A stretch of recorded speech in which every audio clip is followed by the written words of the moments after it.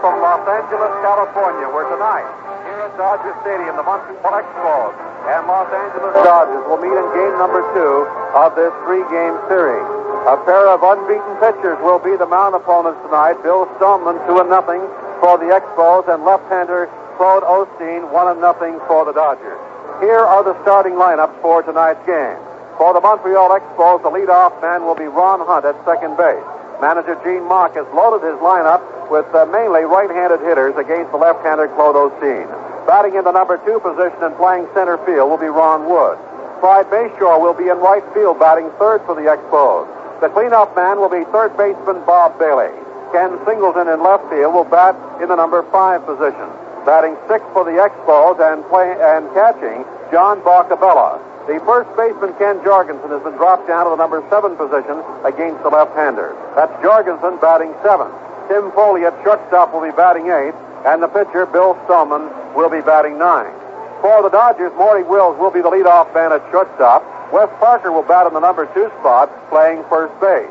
In center field and batting 3rd, Willie Davis. The cleanup man will be Frank Robinson in right field. Jim Lefebvre at second base will bat 5th. Willie Crawford in left field will be the 6th man in the Dodger order. Steve Garvey, the third baseman, will be batting 7th. Dick Dietz, the catcher, will be the number 8 man in the Dodger lineup. And Claude Osteen, the pitcher, will be batting 9th. And Osteen, a pretty fair hitting pitcher. So those are the lineups for tonight's game. We'll be ready for the start of the game in just 1 minute.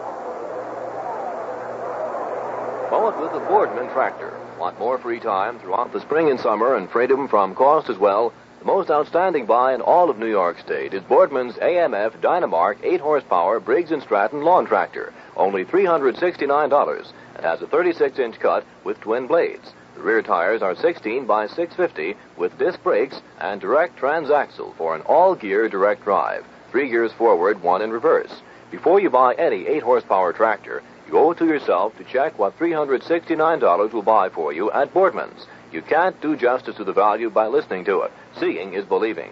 The electrical version of the AMF Dynamark 8-horsepower Briggs & Stratton with 36-inch cut costs $84 more, or $454. You gain a 12-volt electric starter system and headlights. Utility carts. Lawn sweeper on snow thrower kit is available for both models as optional equipment. Visit Boardman Limited, Albany, Troy, or Glens Falls today. Treat yourself to the greatest 8-horsepower tractor mower value in New York State. While at Boardman's, pick up your own copy of the new Boardman Summer Work and Play catalog.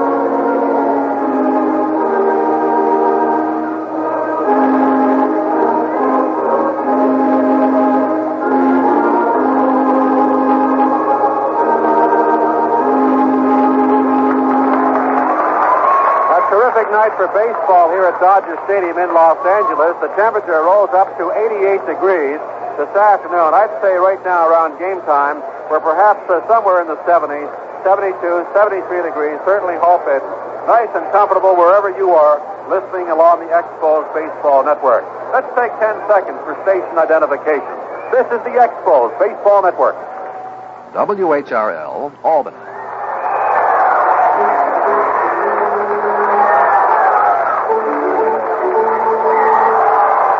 People are cheering you probably here in the background for the Dodgers as they head out to their defensive positions. Bill Stoneman will be facing the Dodgers. Stoney hasn't had too much success against this Los Angeles ball club.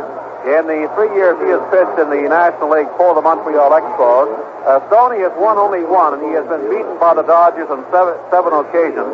So Bill Stoneman has some evening up to do. He wants to even that record a bit against Los Angeles and would like to start off tonight. Stoney is 2-0 this year. Now his non-opponent is Claude Osteen, the left-hander. Osteen is 1-0 this year.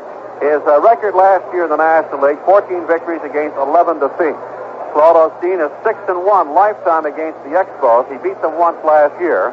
So the Expos then would like to try to narrow that gap a bit between the 6 and the 1 in the record of Claude Osteen against the Montreal Expos. Osteen is just completing his pregame warm-up pitches and we'll be all set to go in just a moment or so. Ron Hunt is just off the on-deck circle, all prepared to step in. There's hardly any wind at all. The flags in center field on the twin flagpoles, the American flag and the Canadian flag, are just being disturbed by a slight breeze, blowing very, very gently to left field, but certainly not enough of a wind to affect any balls hit out in that area. The Dodgers have come up with a home run ball this year, which is quite a change from the Dodger teams of the past 10 years. The Dodgers are really hitting the ball for distance. Willie Crawford, for instance, is homered in the last 3 games he has played. Now, the only National Leaguer with more home runs than Crawford is Houston's Lee May with 4. Dodgers really going for the distance early in the season. They have a total of 10 home runs. The only ball club to have hit more home runs than the Dodgers, the Houston Astros, I believe they have something like 14 home runs. Okay, Ron Hunt now has moved into the batter's box, and he's all set to face Claude Osteen and vice versa. And all set to step up to the microphone is Dave Van Horn. Thank you, Russ, and hi again, everybody. Glad to have you aboard for tonight's game. Ron Hunt, right-handed batter, hitting .208, 5 hits in 24 trips to the plate. Was hit by a ground ball on the shoulder last night, still a little bit sore. Here's Osteen's first pitch. Fastball, swing, and a grounder, left side. Wills gathers it in, throws over to first in time to retire Hunt, whose first ball hitting, and he's out. Wills to Parker. Setting the Dodgers defensively, Crawford's in left, Davis in center, and Frank Robinson in right field. Wes Parker at first base, Jim Lefebvre at second, Maury Wills at short, Steve Garvey at third, and Dick Dietz is the catcher. Here's Ron Woods, the right-hand hitting center fielder. Hitless in 6 at-bats this year. So Ron is looking for his first hit. Osteen, the little left-hander, delivers a strike, 0-1.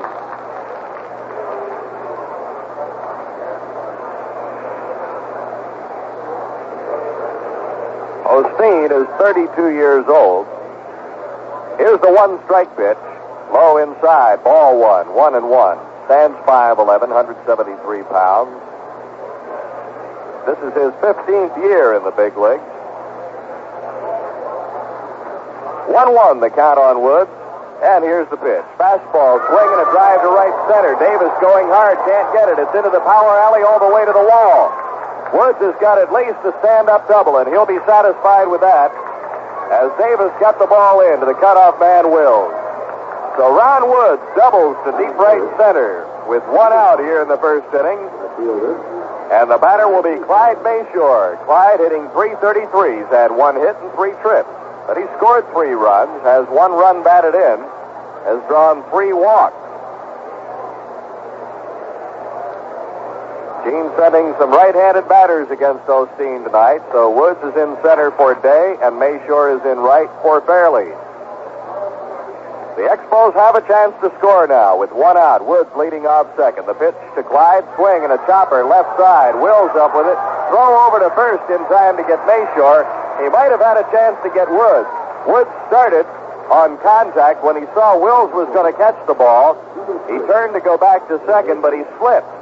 And Wills might have had a chance to get him, but Maury wanted the sure out. It's early in the game, no sense in taking any chances, so he gunned it over to first base to get Mashore, while Woods got back to second base. So there's 2 out, and Bob Bailey the batter. Bob hitting .269. Had the only extra base hit for the Expos here last night, a long double. 7 hits now for the season on 26 at-bats. and he scored 5 runs. Here's the pitch. Bailey takes it outside, ball 1.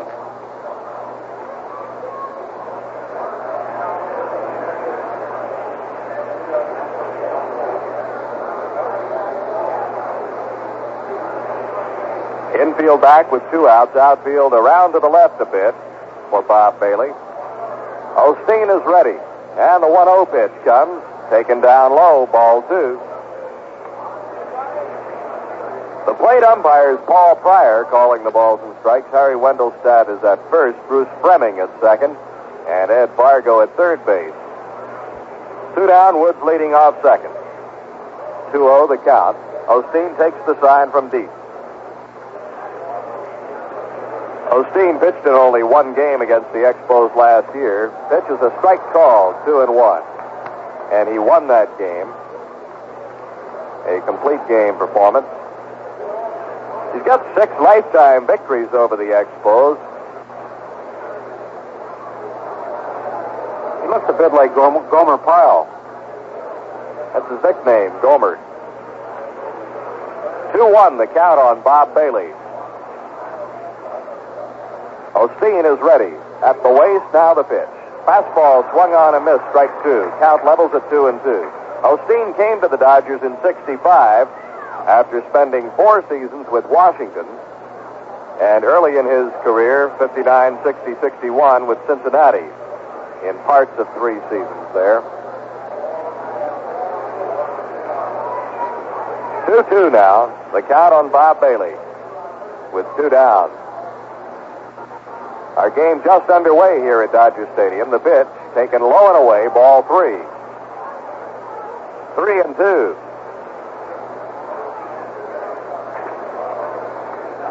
The Phillies lost. The Giants beat them at Candlestick Park today, 8-6. Johnson, the winner in relief over Brandon. Bobby Bonds and Dave Kingman homered for the Giants. So the Giants win 8-6. The Phillies record now at 5-4. 3-2 pitch. Struck him out. Bailey goes down swinging. And that's it for the Expos in the first. No runs, 1 hit, the double by Woods. No errors, and Woods was stranded. The score here at the end of a half inning of play. The Expos nothing, the Dodgers coming to bat.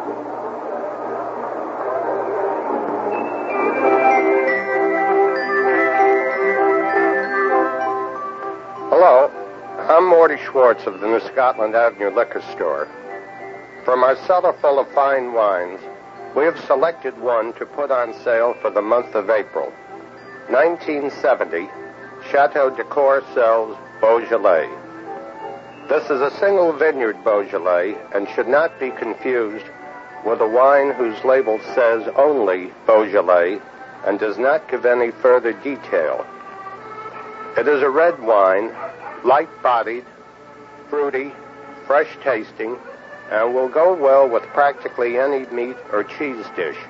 I recommend it highly, as we selected this wine during a visit to France, and it was imported especially for us.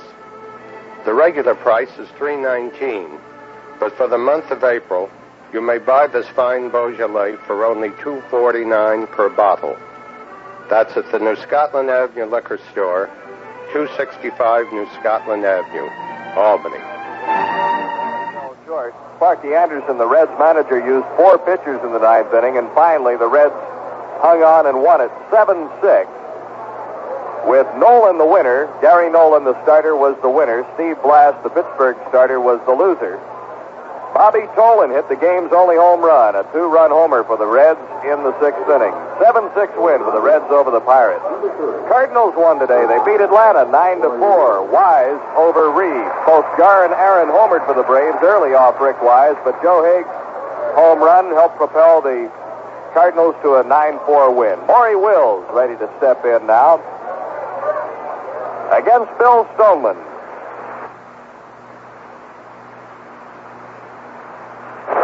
No score in the game. Wills, a switch hitter, batting left against Stoney. Wes Parker on deck. Maury Wills hitting 125. He's had 5 hits and 40 at-bats. Stoneman's pitch, fastball inside, ball 1. got away from the catcher, John Boccabella, and went to the backstop. Singleton, Woods, and Mashore in the outfield from left to right. Here's Stoneman's 1-0 pitch. Low and outside, ball 2. 2-0. Bailey plays in on the grass at third. Foley's at short, Hunt at second, Jorgensen at first, the pitch. There's a strike right down the pike. 2 balls, 1 strike to Wills.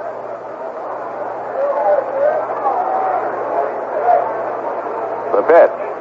Outside, ball 3. Bill falling behind. The count is 3-1.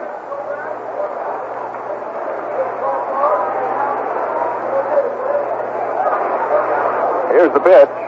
That's taken for strike 2. Full count now on Maury Wills. Bill hasn't lost a game. He won his first 2 starts. 3-2 pitch. Strike 3 called on Wills. He looked at a breaking ball. So Maury Wills is called out on strike. There's 1 out. Bill Stoneman came back, got behind 2-0, was behind 3-1.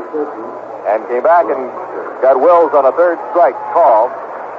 And that brings Wes Parker to the plate, the switch-hitting first baseman. Parker hitting .346. Among the leading hitters in the National League here early in the season. The pitch to Wes. Breaking ball for a strike. 0-1. Bill Stoneman has only 1 lifetime win over the Los Angeles Dodgers. That came here last year over Al Downing. A 3-0 shutout victory for Bill. 1 strike pitch is down low, ball 1. 1-1. That was on the 14th of August.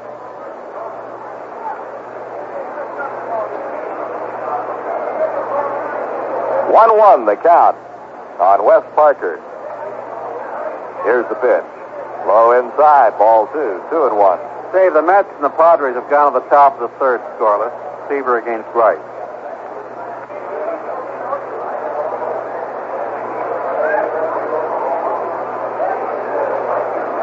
Here's the wind of the 2-1 pitch. A breaking ball that missed the outside corner. Bill thought it caught the corner, but the plate umpire, Paul Pryor, disagreed.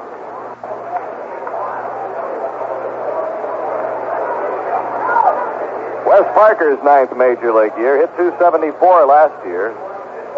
3-1 to Parker. That's down low. Ball 4, and again a breaking ball that Stoneman thought should have been a strike. So Parker draws a walk, and Willie Davis will be the batter. The Dodgers center fielder is hitting .333. He has 14 hits and leads the club in hits.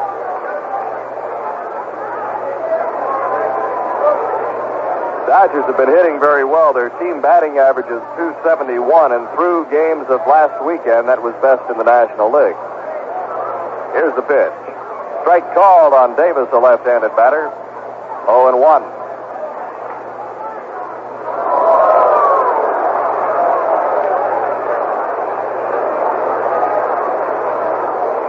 At the belt, the pitch.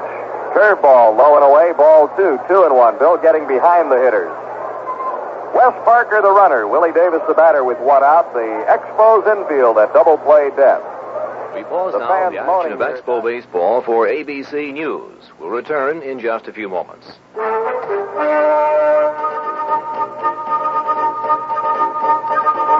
New York, this is Mike Rich for American FM Radio. I'll be back in 60 seconds.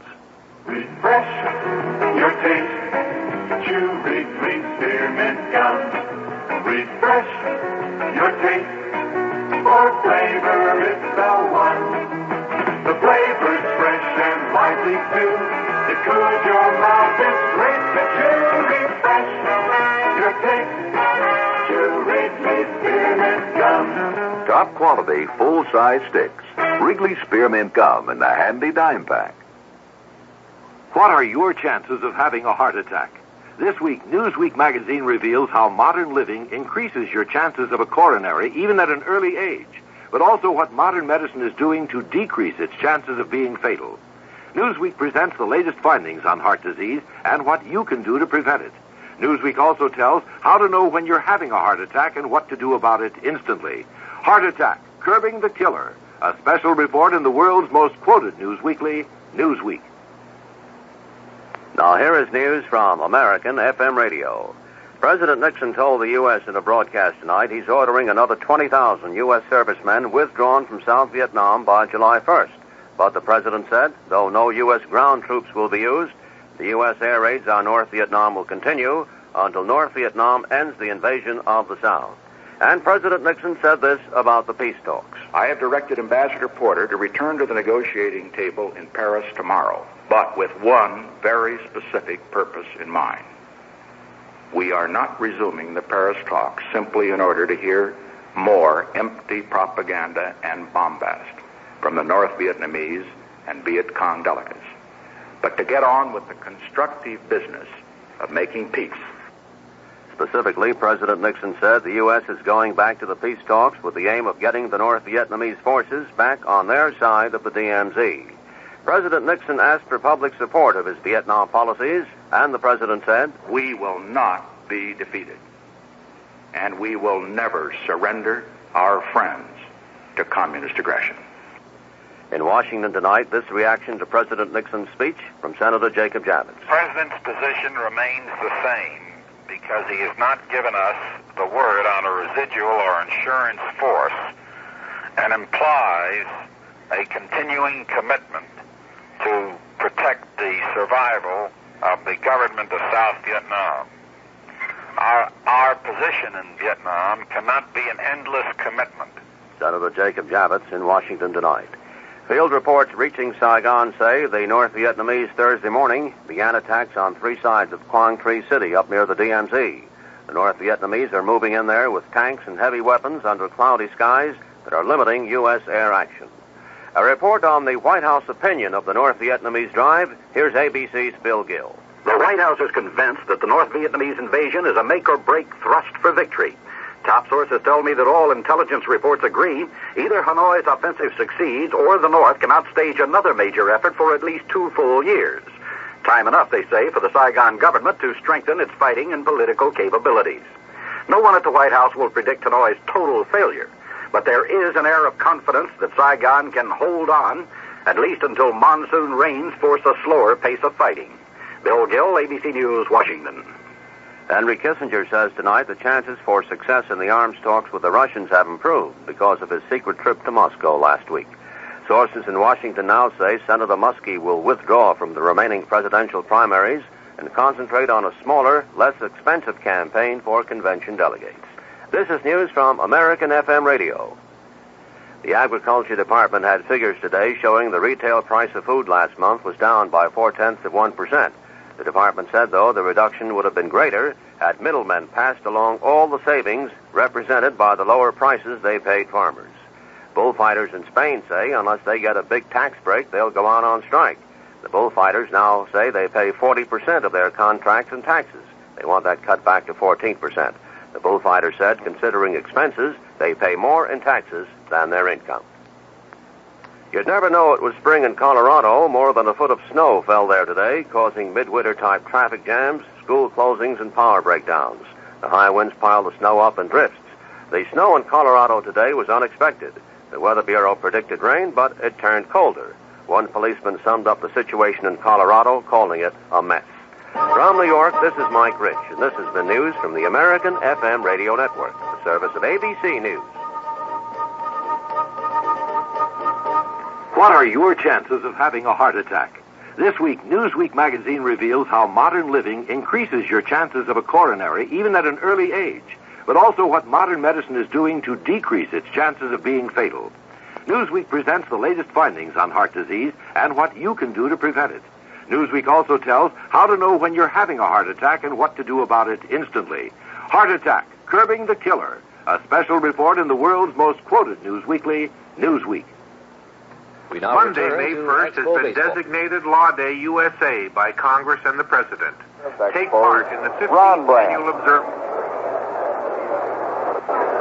Here's the one strike pitch to Singleton. Swing and a miss, strike 2. Big cut by Kenny. Put a little uppercut on that swing. Well, the Dodgers in particular, much interested in that Houston-Chicago game, which is tied 4-4 in the 10th, because, of course, the Dodgers and the Astros are tied for first place in the West with identical 8-2 records. 2 2-strike pitch to Singleton. Low and away, ball 1. That's tied up in the 10th, and that game is now in the hands of Astros reliever Jim Ray and Chicago reliever Dangerous Dan McGinn. Line drive over the head of Wills, left center, base hit. Davis over to cut it off. It's not a double, but a single will do as Ken Singleton comes up for the Expos' second hit. Woods doubled in the first inning, and now Singleton has got a base hit here to start off the second, and John Boccabella coming up. Bock hitting 182. He's had 4 hits in 22 at-bats.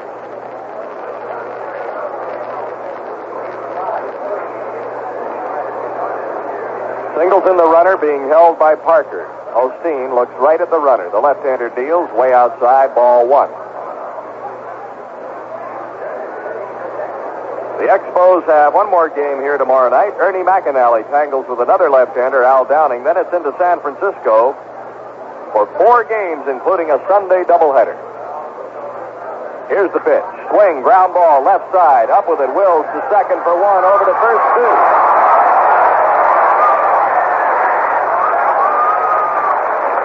A 6-4-3 double play. Boccabella hitting the ball sharply right at the shortstop, Maury Wills. A tailor-made double play ball, and Wills, Lefebvre, and Parker make the double play. That'll bring Mike Jorgensen to the plate with 2 outs and nobody on, and we'll remind you this broadcast is authorized under broadcasting rights granted by the Montreal Baseball Club solely for the entertainment of our listening audience. Any publication, rebroadcast, or other use of the description and account of the game without the express written consent of the baseball club is prohibited. The pitch to Jorgensen, up and in, and Mike goes down on one knee to get out of the way of that pitch. Sailed to the backstop over the glove of Dietz. No score here in the second. Pitcher's best friend, the double play ball, bailing Osteen out momentarily anyway. He jams a breaking ball in on the 5th, but Mike Jorgensen didn't bite for it, and it's ball 2. 2-0. The windup in the pitch. Fastball inside at the waist, and it's ball 3. Osteen jamming Jorgensen, but he has been off the plate with his pitches and has fallen behind 3-0. He comes right back, this time down low for ball 4, and on 4 pitches, Jorgensen's the runner for Tim Foli.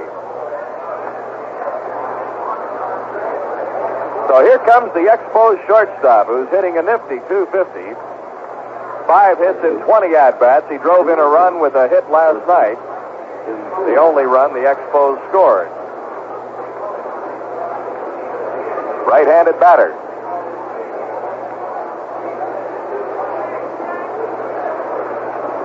Osteen again from the stretch. Breaking ball and a strike on Foley, who didn't like the call.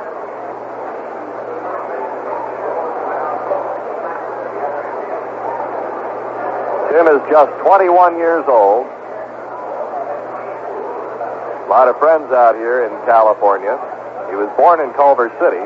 Pitches outside, going to second. Jorgensen, the throw, the slide, he's out. Jorgensen thrown out, attempting to steal. So Mike is caught stealing deep to Wills. Foley will be the batter in the 3rd. No runs, a hit, nobody left on base, and at the end of 1.5, Expos nothing, Dodgers nothing. If you're planning a trip anywhere, the United States or overseas, let the John G. Myers Travel Centers make all the arrangements. They have plans and prices for just about any place you'd like to visit. Here's a special for 2 weeks from just $383 per person round trip. Fly to Geneva on Lufthansa and return from another European capital. In addition, you'll be supplied with an Avis car for touring with unlimited mileage. All this, and you pay from just $383 per person. Another great trip, fly to Las Vegas, 4 days and 3 nights, including your hotel accommodations and other features from just $199. Or how about a tour of our fabulous national parks?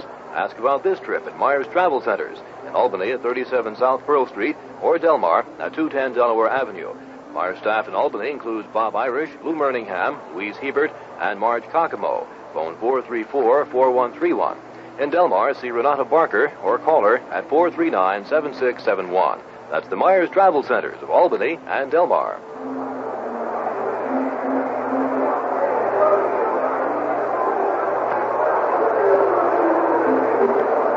Well, as the Padres are now batting in the fourth inning at San Diego, there's still no score there. The Mets and the Padres underway. The Expos and the Mets are tied for first place in the East with 5-2 records. The Pirates and the Phillies, both losing today, fall a full game right now behind the Expos and the Mets.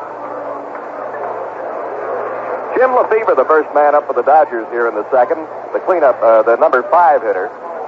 And the pitch is low, ball 1. Lefebvre, Crawford, and Garvey. Here's the 1-0 pitch from Bill Stoneman. A curveball for a strike to Lefebvre.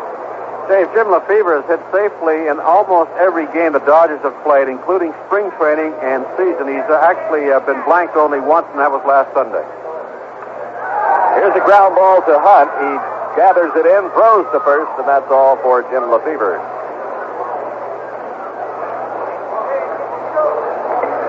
That brings Willie Crawford up, who's had home runs in each of his last 3 games.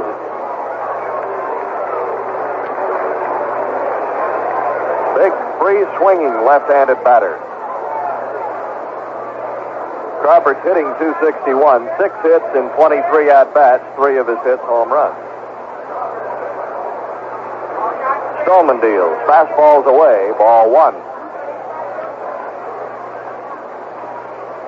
Willie's come a long way. Was it a year ago? Nobody seemed to want him. The 1-0 pitch, strike called. 25 years old.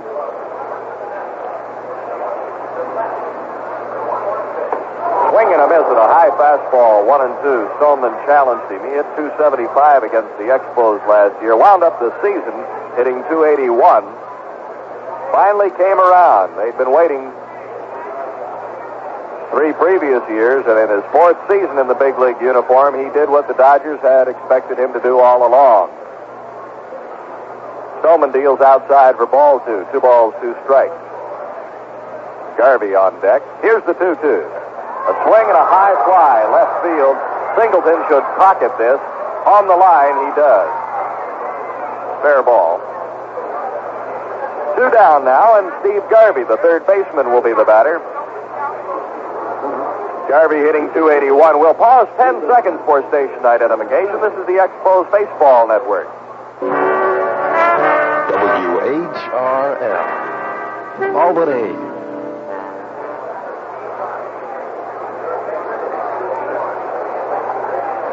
This is Dave Van Horn along with Russ Taylor at Dodger Stadium. No score in the game. Dodgers batting in the second. 2 outs, none on, and Steve Garvey the hitter. Right-handed batter, Stoneman deals, starts him off with a curve. It's on the ground to Foley's left. He's got it. Guns it to first base. Scooped out of the dirt by Jorgensen nicely. And that's all. The Dodgers go 1-2-3 at the hands of Bill Stoneman, nothing across. At the end of 2 here, the Expos nothing, the Dodgers nothing.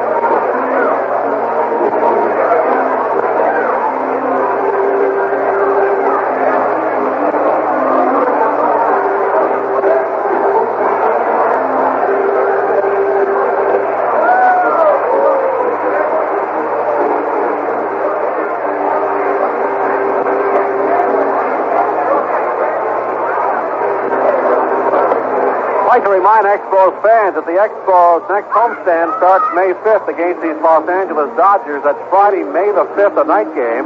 Saturday, May 6th, also a night game. And then Sunday afternoon, May 7th, the Dodgers in for 3 games, and tickets are available at Jerry Park, the Dominion Square ticket office, and of course at all the TRS centers in Canada and the United States. You know that purchasing through TRS, you get the best available seat at that moment. Tim Foli, who was at the plate when Mike Jorgensen was thrown out attempting to steal in the second, comes back up here, takes a pitch down low from Osteen, ball one. And because Jorgensen was caught stealing, that means Foley leads this inning off rather than the pitcher. And if Tim can get on, maybe Stoney can bunt him over. Here's a swing and a high pop-up. Should be an out. Parker in foul territory behind first has it. So Bill Stoneman will come to the plate with nobody on and one out. Here's the final. The Astros got one run off Dan McGinn in the bottom of the 10th, and they beat the Chicago Cubs 5-4. Jim Ray, the winner, Dan McGinn, the loser. And the Astros win again. Hey, the Cubs are now 2-9 on the year. That's their 9th loss. Stoney swings and misses the first pitch from Osteen. Strike one. So the Astros continue their winning ways. What's that, 9 straight? Something like that. A lot of fans will wonder when the Astros come. June 4th. There's ball one to Bill Stoneman. 1 ball, 1 strike. Actually, June the 2nd, 3rd, and 4th, they'll be at Jerry Park. A 5-4 10-inning win for the Astros over the Cubs. Stoneman takes a strike, and the count is 1-2.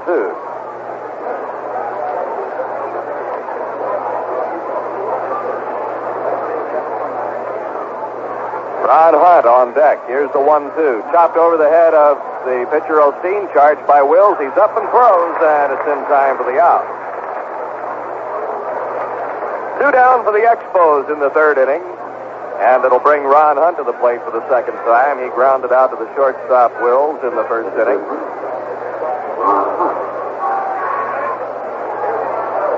Ron walking slowly to the plate. We mentioned earlier he's a bit sore. He was hit by a ball in batting practice. Then he got hit by that ground ball off the bat of Don Sutton last night. And he moves in, stands right on top of home plate. 2 hits off Osteen, a double by Woods in the first, a single by Ken Singleton in the second. The pitch is down low and ball one.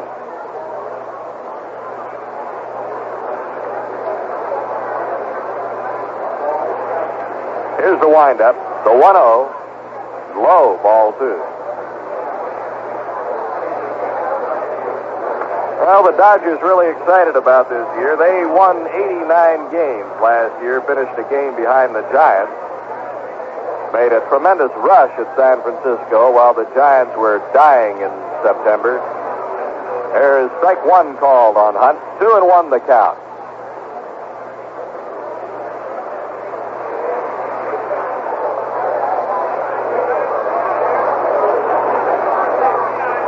One pitch, swing and a line drive on the left field line. It is a foul ball by just inches.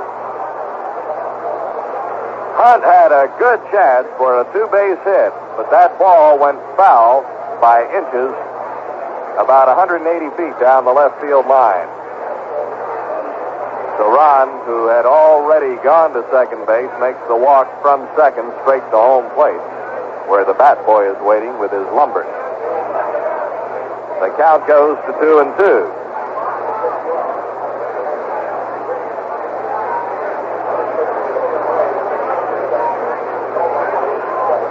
So naturally, the Dodgers felt last year, had they gotten off to a better start, they wouldn't have been under such pressure at the end to make that run at the Giants and might have won it. Now they've gotten off to a good start this year, and they are very optimistic about their chances this season.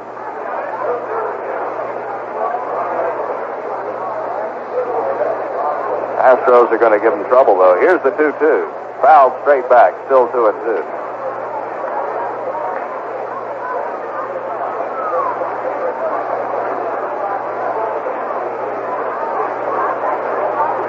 Well, if people like Maury Wills, Wes Parker and Willie Davis continue to get on base. Frank Robinson could drive in 150 runs this year and really help this club. Here's the 2-2 to Hunt. Outside, ball 3. Full count now, 3-2. Wouldn't it be something? He won the MVP award here in also a former Rookie of the Year in the National League, then went over to the American League and won the MVP. He came back over here and led the Dodgers to a pennant this year. He could be the MVP here again. Here's the 3-2 pitch. Outside, ball 4. Second walk given up by Osteen. So a 2-out walk to Ron Hunt brings Ron Woods to the plate. Woods doubled to right center in the first inning.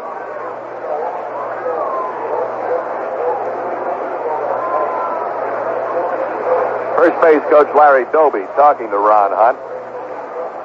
Parker will play on the bag to hold the runner.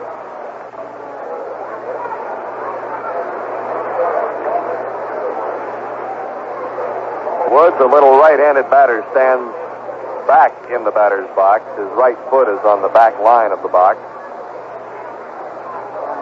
Here's the pitch. Swinging a foul. Off the end of the bat, ricocheted off the screen in front of the dugout seats here in Dodger Stadium. Not the players' dugouts, but dugout screened-in seats right behind home plate. Sending around to both the right and left side. One strike on the batter. Outfield around to the left. They leave that gap open again in right center where Woods hit his double. There's a throw to first. Scampering back safely, Ron Hunt.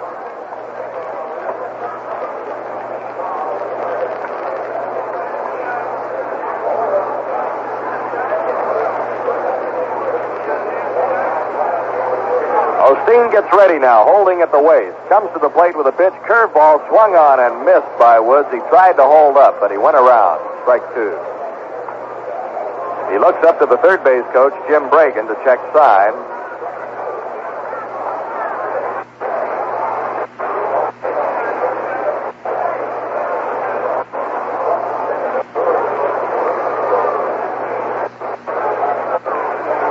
Osteen with a long look at Dietz.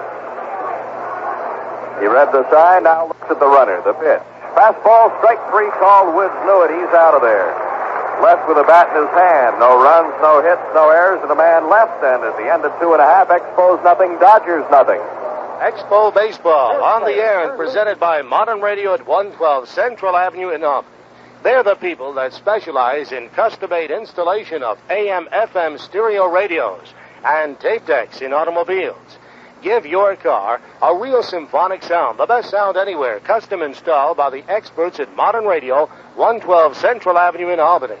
Automobile AM/FM radios, stereo 8-track card decks, beautifully installed by the folks at Modern Radio. Let owners Phil Discorda, Larry Arena, and Dan McGonigal furnish your car with the very latest in musical enjoyment. If your car radio is not functioning properly, they'll repair it at a nominal cost. Also, car antennas replaced. And don't forget, an FM special converter installed at only $29.95 from Modern Radio. Corner Lexington and Central Avenues in Albany. Call Modern Radio at 434-6615. An interesting statistic, a story on the Dodgers of last year. The Dodgers, against their Eastern Division opponents, were 4 games under 500 against Eastern Division teams. They played well in the Western Division. In the West, LA's figures were 55 and 35. They had the best record in their division, the best one-loss record. But in the East, they had their troubles.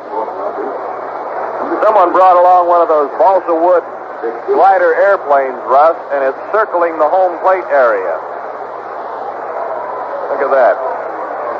See what kind of a landing it makes down there. Not too... Glider, which was unleashed from the upper deck. First man up is Dick Dietz. Stoneman's first pitch is down low, ball 1. Dietz, Osteen, and Wills. The 1-0 pitch, taken high. Ball 2. Dick Dietz hasn't played very much. He's 0 for 4 in 3 games with the Dodgers. Chris Cannizzaro started the game behind the plate for L.A. last night, and he injured his left bicep muscle swinging at a pitch. 2-0 pitch. Inside, ball 3. Stoney's behind 3-0.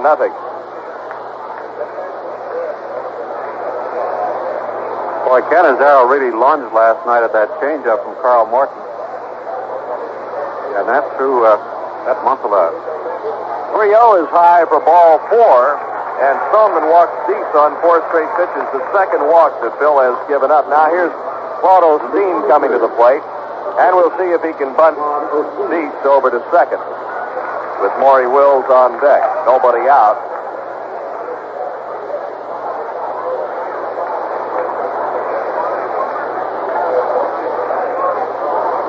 Pretty fair-hitting pitcher is Claude Osteen. He's 3 for 5 this year. The stretch by Stoneman. A look at the runner. The pitch. Bunted foul at the plate. Strike 1. Well, he'd like to get Dietz over there in scoring position with the top of the order coming up.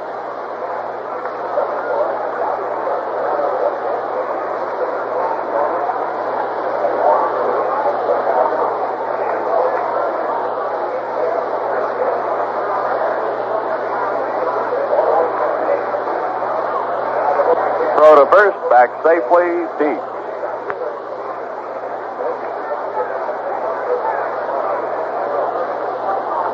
Bailey in on the grass. Jorgensen will also charge, looking for the bunt.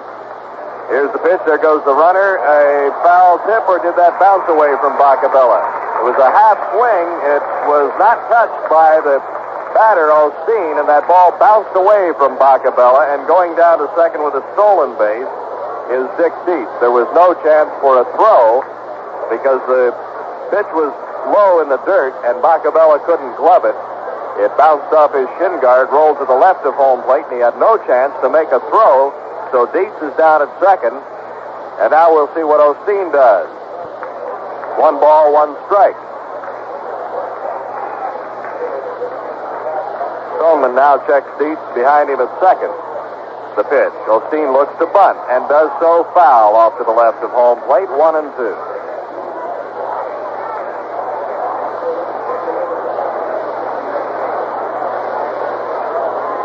The outfield not deep for the pitcher.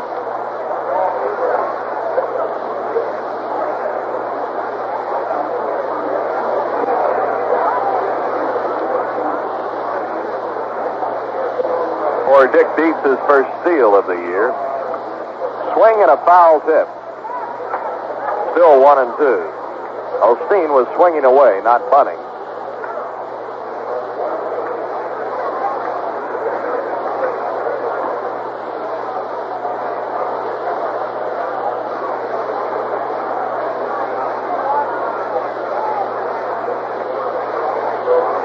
Stoneman changes the sign. Now he's ready to pitch. Here it comes. Swing and a miss. Strike 3. That's all for Claude Osteen as Boccabella hung on to the ball. Osteen just got a little piece of it. So he strikes out for out number 1, the second strikeout for Bill Stoneman. Here's Maury Wills, who was the first. Shortstop, Maury Wills. Wills batting left. No score in this game, but the Dodgers have a runner at second.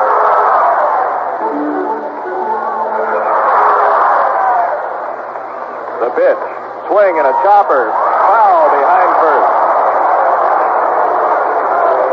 Very close. Mike Jorgensen dove for that ball, but it was foul. It was also out of his reach. And the first base umpire, Harry Wendelstad, was right there and made the call. It was a fair ball. Would have been trouble. Would have been a tough chance for Mike Jorgensen. 1 strike on Maury. Bailey playing in at third.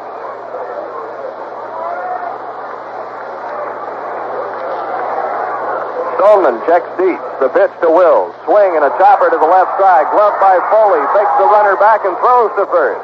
Foley reached out and tried to put a tag on Dietz, but Dietz eluded it and got back to second, and Foley went to first to get Maury Wills. A good throw by Tim, because he lost a second or two while he was attempting to tag Dietz, but he still got Wills at first base. So there's 2 outs, and Wes Parker the batter. Here's a final score. A game called after 5.5 because of rain. Kansas City beat Baltimore 5-3. Detroit beat Texas 8-1. Parker walked in the first inning. The pitch. Curveball and a strike on West. 0-1. Stoneman with a chance to get out of it now if he can retire Parker. Parker's had a hot bat going.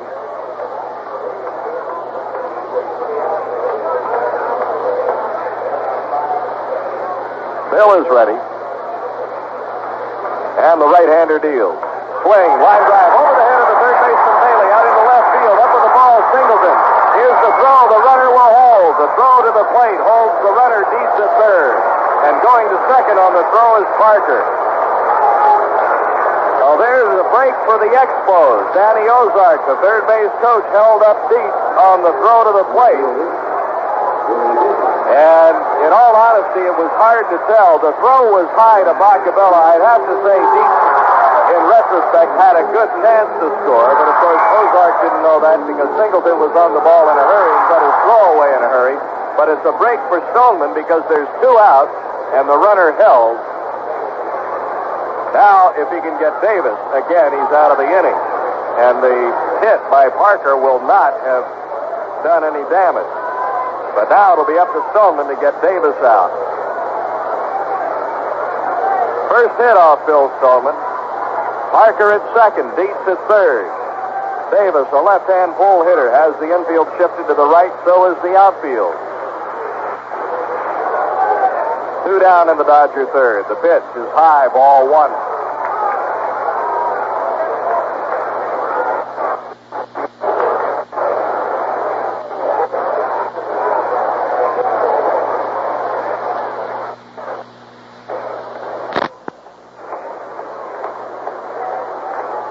Bill works from the windup.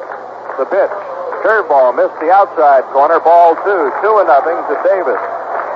First base is open, and should Davis get on, Stoneman would face the right-handed batter Robinson with the sacks loaded.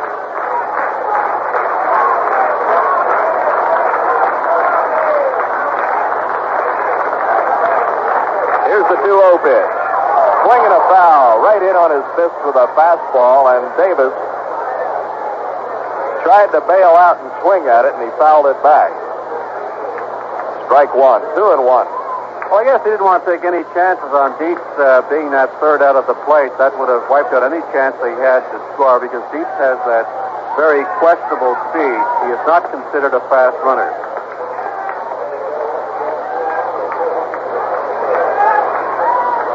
Here's the windup in the 2-1. Swing and a foul ball over top of the Dodger dugout into the box seat.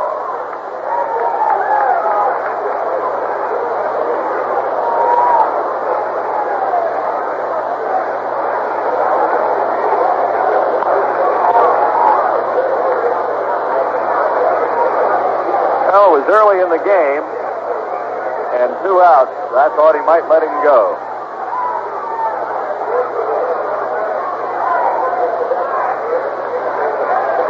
Here's the 2-2 to Davis. A drive foul down to the left. A hard line drive into the seat.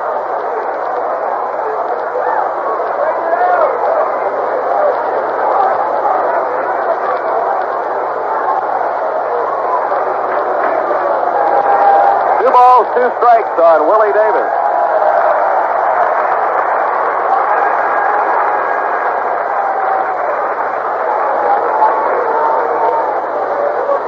Outs and 2 men on. Stoneman ready now for the 2-2 pitch. Here it is. Curveball way outside. 3-2. Frank Robinson kneeling in the on-deck circle, watching patiently. Dietz at third base. Parker at second base.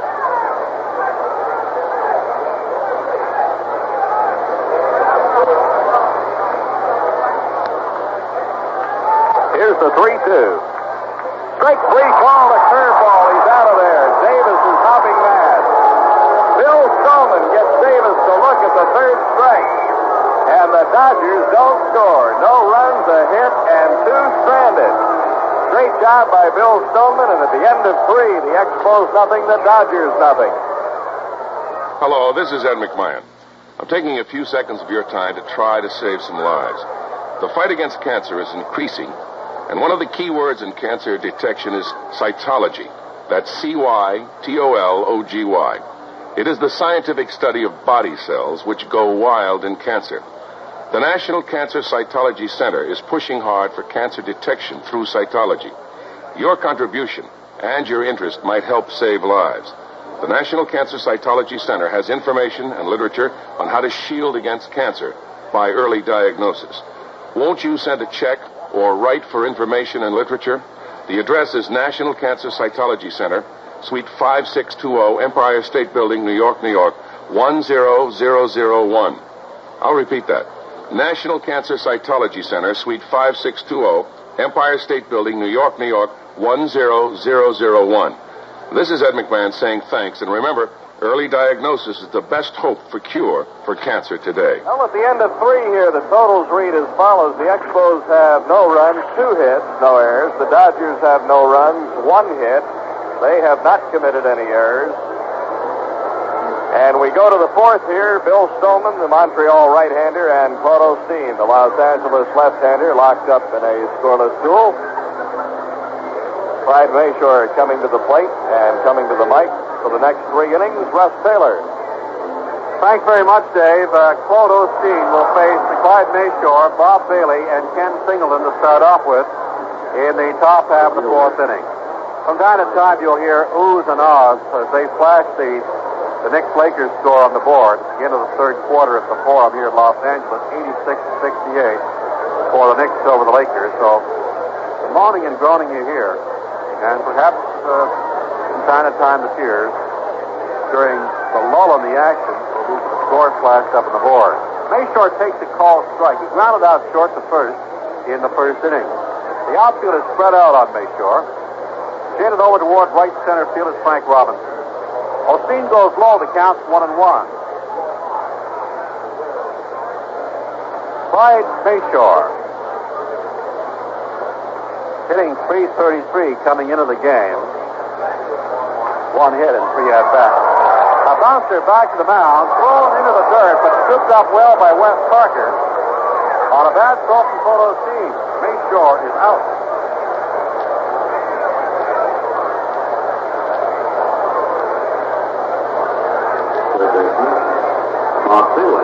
Bob Bailey struck out on a 3-2 pitch in the 1st inning with the runner in scoring position, Ron Wood. With 1 out, Wood doubled to right center field, deep right center field. But Expos failed to bring him home. Osteen delivers. Bailey takes a fastball outside for ball 1. 1-0.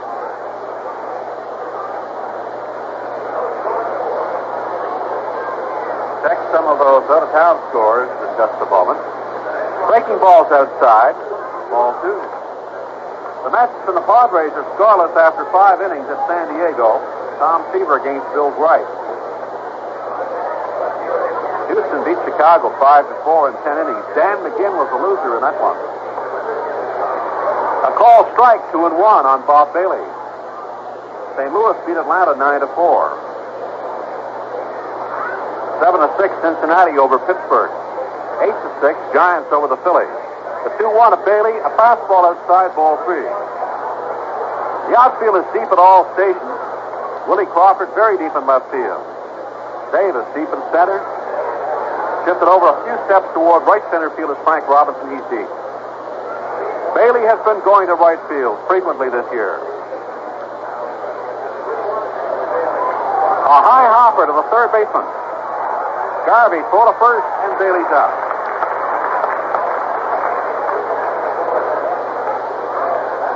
Ken Singleton had a single to left field in the 2nd inning.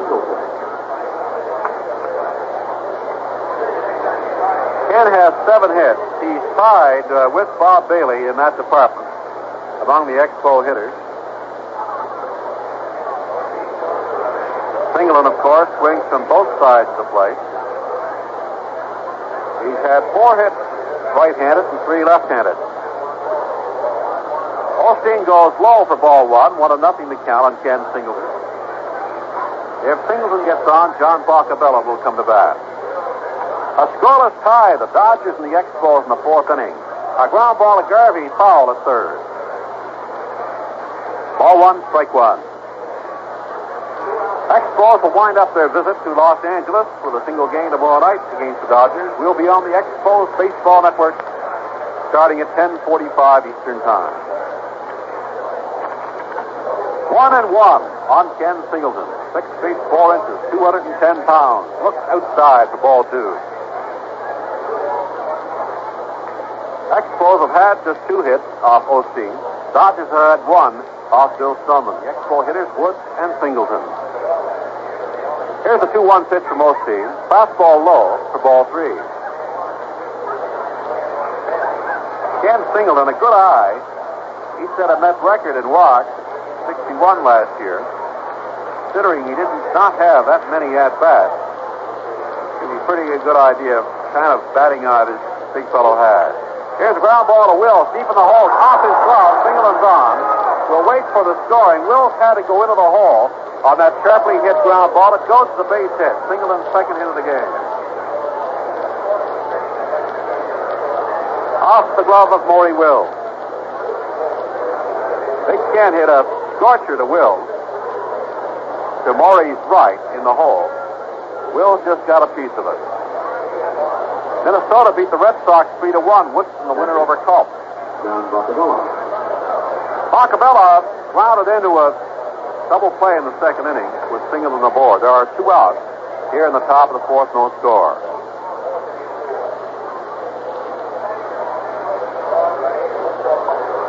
There goes Singleton. The pitch to Bach is fouled off the left of home plate.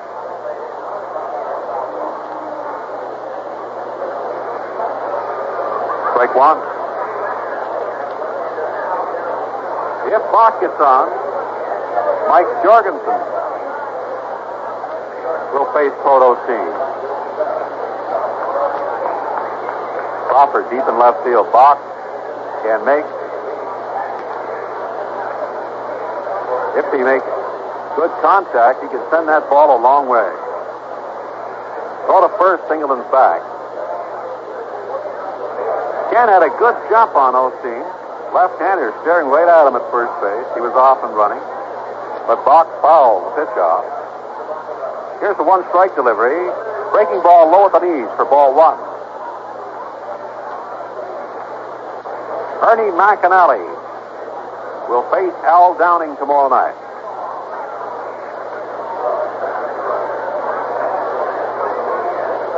After tomorrow, it's off to San Francisco. Throw to first, diving back is Ken Singleton. In the series opener against the Giants, the 4-game series, it'll be Carruthers against Rinko.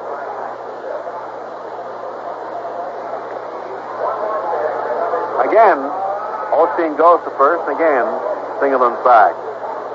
Saturday, Steve Stone will face Mike Torres. In the doubleheader on Sunday, Juan Marichal and Sutton Sam against Stoneman and Morton. Swung on and missed for strike 2.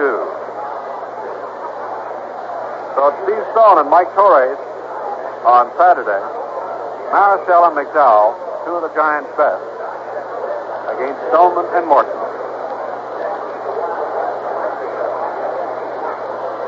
A ball and 2 strikes on Boccabella with 2 out and 1 on. Top of the 4th, no score. The Expos and the Dodgers. Singleton, the long lead at first base. Again, Osteen goes to first base. With a count of 1 and 2, Osteen ahead of the batter. Singleton could be off and running. Bach up with a clean count the next inning. Swung on and missed.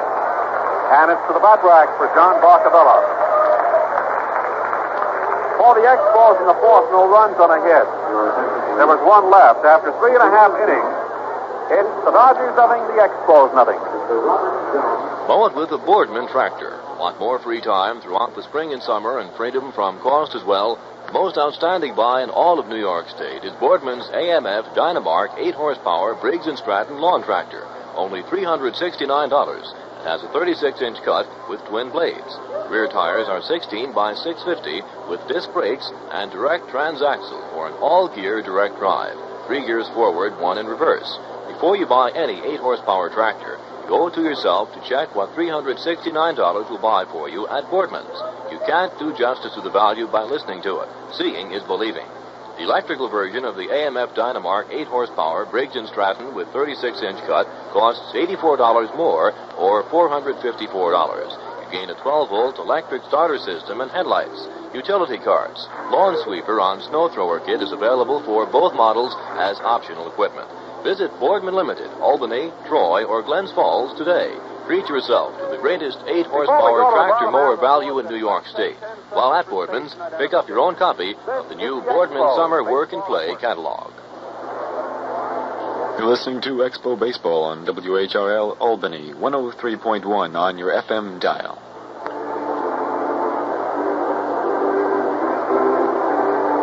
1 week from this Friday night, the Expos are back at Cherry Park, May 5th, with the same Los Angeles Dodgers. Frank Robinson and company coming in for the weekend of the 5th, 6th, and 7th. And they'll be followed by the Giants and the Padres. So you want to get your tickets in advance for that coming homestand getting underway May 5th with the Dodgers. Speaking of Frank Robinson, Frank Robbie grounded out third to first in the first inning. Stoneman third. Robinson swings and misses to strike one. Well, the fans at Cherry Park will get their first look, as Dave just pointed out, at Frank Robinson, and Robinson will get his first taste of baseball à la Francais. Takes it low and away, a breaking pitch from Bill Stoneman, ball 1, 1-1.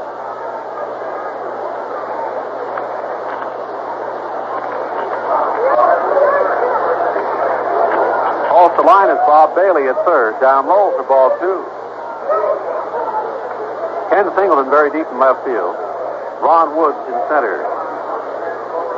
Clyde Mashore in right, he's in a bit. Here's a high bouncing ball. Could be a tough play for Ron Hunt. He can't make the throw. A high bouncer back of second base. Hunt got to it, but completely off balance. He was on the shortstop side of second base and was unable to make the throw to get to Frank Robinson. So Frank Robbie gets an infield hit. And here's Jim Lefebvre. He grounded out second to first in the second inning. Story in the Los Angeles paper today about Lefebvre shaking the utility moniker he's been carrying the last couple of years with the Dodgers, playing regularly and playing well. Pitch is high to Jim. On the postgame show last night, Lefebvre pointed out that worked on an off-season program with the UCLA track and field team. Did a lot of running, lost 15 pounds. Giving him terrific maneuverability. And he's been getting the bat around, too. The 1-0. Outside for ball 2. Dodger injuries to other players have opened up the door continually, particularly last year and the year before for Lefebvre, seasons in which he was not to play, and he wound up playing more than those who were scheduled to play the position. The 2-0 pitch to Jim is high for ball 3. Another breaking pitch from Bill Stoneman. 3-0.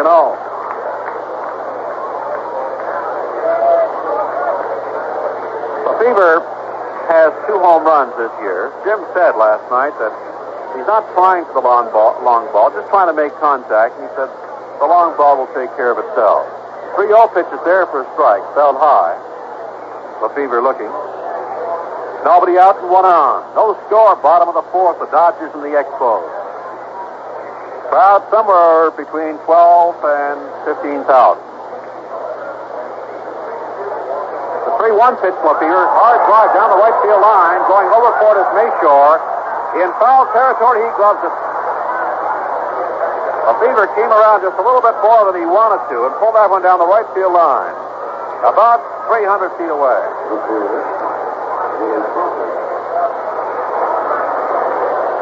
So with 1 out, Willie Crawford moves in. Crawford flied out to left field in the second. Mashore moving deep in right on Willie. Boy, he really hit a towering home run last night into the pavilion seat in deep right center field, some 380 feet away. Willie has hit 3 home runs in his last 3 games. Takes the call strike. You know, Russ, you think of Willie Crawford as a young, upcoming ball player, and he's not that old. He's only 25, but this is his 9th year in the majors. All with the Dodgers.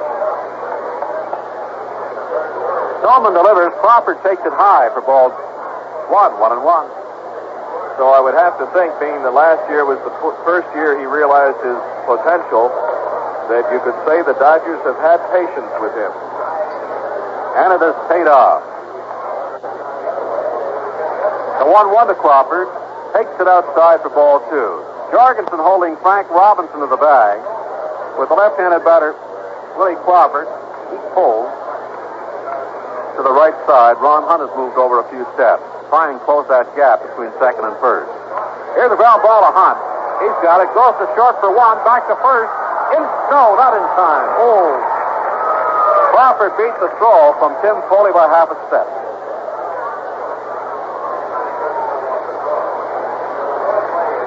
4-6 was the put out on Frank Robinson. 2 out, and third baseman Steve Garvey moves in. Garvey grounded out short to first in the second inning. That play by Foley had to really impress you, Russ, because Robinson went in hard to take Foley out. Timmy had to hurdle him. Usually that'll take something off the throw. I don't have to tell you the kind of speed that Crawford has, and Tim almost got Crawford. Garvey, right-handed batter, throw to first. Heading back is Willie Crawford. Alston's got to love that. See Frank Robinson throwing his old bones around like that at young shortstop. It's got to please the skipper of the Dodgers. Garvey, ground ball is short. Foley up with it. Goes to Hunt for the 4th, and Willie Crawford sliding in. So that's it for the Dodgers in the 4th inning. No runs on a hit, and 1 was left after 4 full innings of play. It's still the Expos nothing, the Dodgers nothing. If you enjoy stimulating reporting and relish good reading, here's an announcement of great importance. If you act now, you can receive the next 14 monthly issues of Esquire magazine at the special introductory rate of only $5. That's a saving of $9.50 off the newsstand price and $4.92 off the regular subscription rate. The publishers of Esquire are making this attractive get-acquainted offer to new subscribers because they want you to judge for yourself why Esquire is the most lively, informative, and refreshing magazine published in America today. Each month you'll find perceptive reporting and enjoyable reading covering a wide variety of fact, as well as top-flight fiction by many of the world's most respected writers, such as Tennessee Williams, John Updike, Arthur Miller, Irwin Shaw, and Norman Mailer. Esquire is edited for thinking, active, curious people who lead busy, on-the-go lives, who like to keep their horizons expanding. Start your trial subscription to Esquire today. Have the next 14 monthly issues delivered to your home for only $5. There's no need to send any money now. Esquire will bill you later. Just send your name and address to Esquire, WHRL, Box 333, Albany. That's Esquire, WHRL, Box 333, Albany. Bill Stoneman to bat. Jorgensen walked on 4 pitches in the second inning. It was later thrown out trying to steal.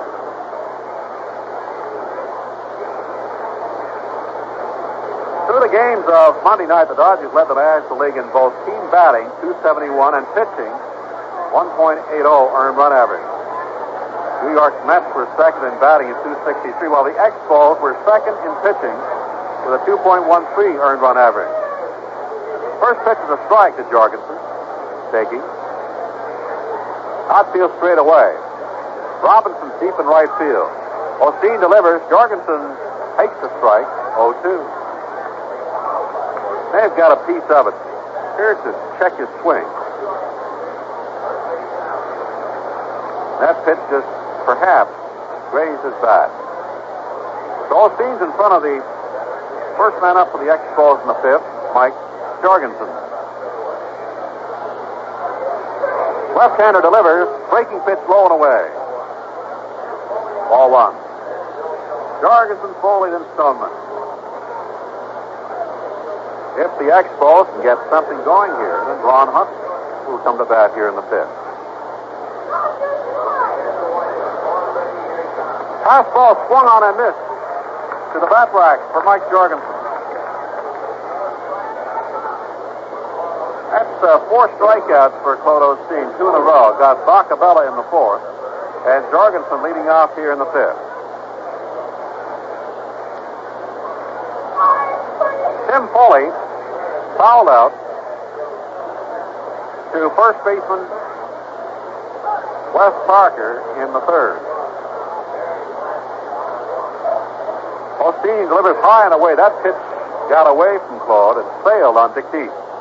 Former Angel Jim Fregosi just hit a 3-run homer rush for the Mets in the 6th inning, and it's New York 3, San Diego nothing at the end of 6 now, down at San Diego. 1-0 count on Tim Foli. No score, top of the 5th, 1 out. Osteen serves. Foli line drive out into left center field, beyond the reach of Maury Wills, and Tim Foli has a base hit. Makes a big turn at first base and heads back. That's the 4th Expos hit. A good hit by Foli. Line drive. Wills made a dive for and almost got to it.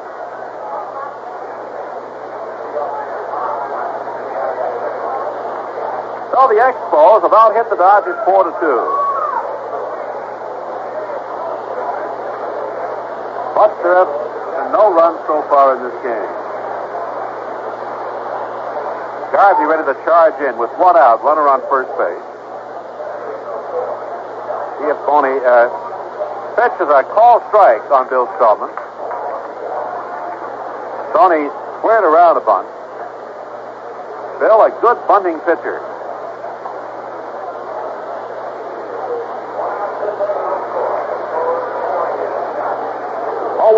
On Bill Stoneman. Osteen delivers. There goes the run of the bunt is foul. Strike 2.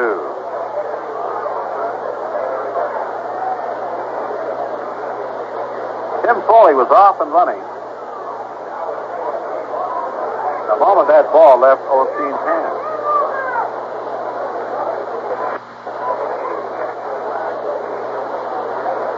Bill Stoneman steps up for a moment, looks down at Jimmy Bragan at third base. With 2 strikes, we'll see if Bill tries to bunt again, or will he be swinging away. The 2-strike pitch. Tony bunts it. Good bunt. In quickly is Osteen. He's got to go to first. And the sacrifice is good. Foley is in scoring position. On a 2-strike pitch, Bill Stoneman laid down a beautiful bunt between the mound and home plate.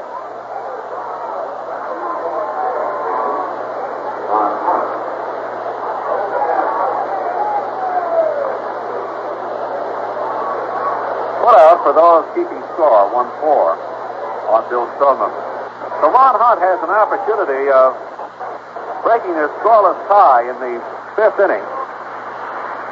Tim Foli is in.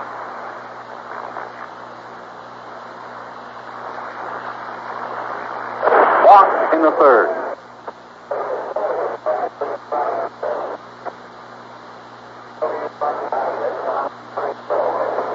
Osteen checks his runner at second base. Pitches outside to Ron Hunt for ball 1. Russ Taylor along with Dave Van Horn, and a special hello, special thank you to all those up. It's now 12:15 in the AM, back in the East.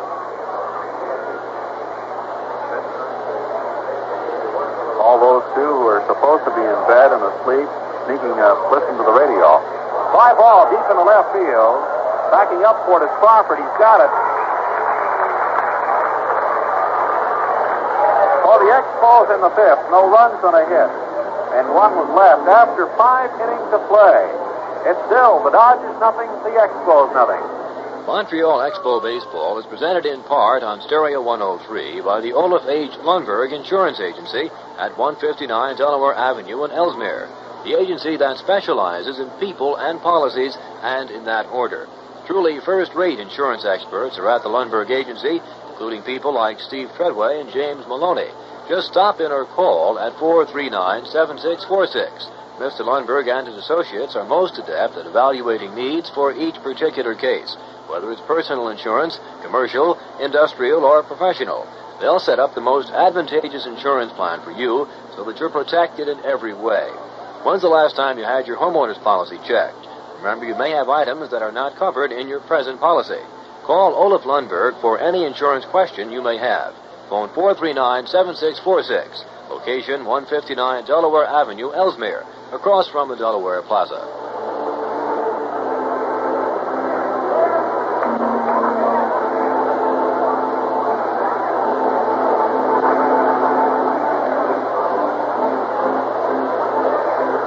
In the bottom half of the fifth inning, the Dodgers will be sending Dick Dietz, Claude Osteen, and Maury Wills to bat. Fans, we'd like to remind you that the Expos return to Jerry Park on Friday, May 5th for the start of a big 9-game homestand against the three West Coast clubs. The Dodgers will come in for night games on Friday, May 5th and Saturday, May 6th, and a day game Sunday at 2:15 on May 7th. They'll be followed by the San Francisco Giants, who will be in Montreal for 3 midweek night games, and the San Diego Padres will come in for a 3-game weekend series May 12th, 13th, and 14th. Purchase your tickets early and avoid disappointment. Tickets, of course, can be purchased at any of the TRS centers. Dick Dietz will lead off for the Dodgers. He walked in the third, got as far as third base in the third inning. A call strike on Dick. Dietz picked up on waivers by the Dodgers from the Giants this year.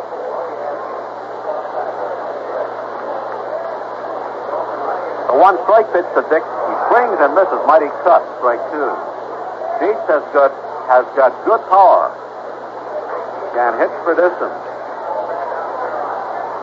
2 years ago, a member of the National League All-Star team. 2 strike pitches way outside of Dick. 0-2. Dietz has 1 home run this year as a member of the Giants. Hasn't had a hit with the Dodgers. Stoneman serves. Dick takes it. Swings deep into center field. Moving over is Ron Wood. He gloves it, and Dietz is out. The Giants beat the Phillies 8-6 at Candlestick Park tonight. The Reds over the Pirates 7-6. Houston beat Chicago in 10 innings 5-4. They've won 9 straight now, the Astros have. St. Louis over at Atlanta 9-4. And in the 7th inning at San Diego, the Mets are leading the Padres 3-0. Claude Osteen struck out in the third. Left-handed batter takes the strike in the inside corner, breaking pitch to Bill Stoneman. Breeze blowing out to left field from right to left here at Dodger Stadium. The 1 strike pitch is low for ball 1. 330 feet down the line, and then it drops off deep. 360 straight away right field. 370 to 380 in the power alley. The foul to the left into the seat. For strike 2. A ball and 2 strikes on Claude Osteen, the number 9 man of the Dodger order, second man up this inning. No score, Dodgers and Expos. Straightaway center is 400 feet. The 1-2 is line foul down the left field line.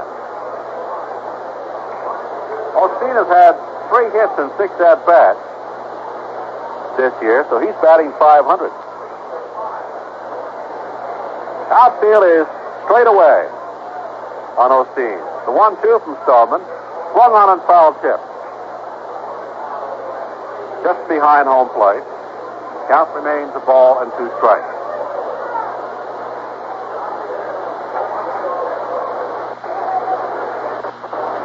Not too much hitting in this game. A lot of pitching by Bill Stoneman and Claude Osteen. Here's the 1-2 from Stoney. Change up. In there for a strike taken. Slow breaking curve from Bill Stoneman. Got Claude Osteen looking. Claude may have been looking for something a little faster. 2 away. We go to the top of the order and Maury Wills. Wills is 0 for 2. Maury looked at a 3rd strike in the 1st inning, and he grounded out short to 1st in the 3rd. Wills, a switch hitter, batting left-handed. Maury hasn't done too much with the bat this year so far. Hitting .125 coming into the game. 5 hits and 40 at-bats. Takes a call strike. Now he's 5 for 42 at-bats.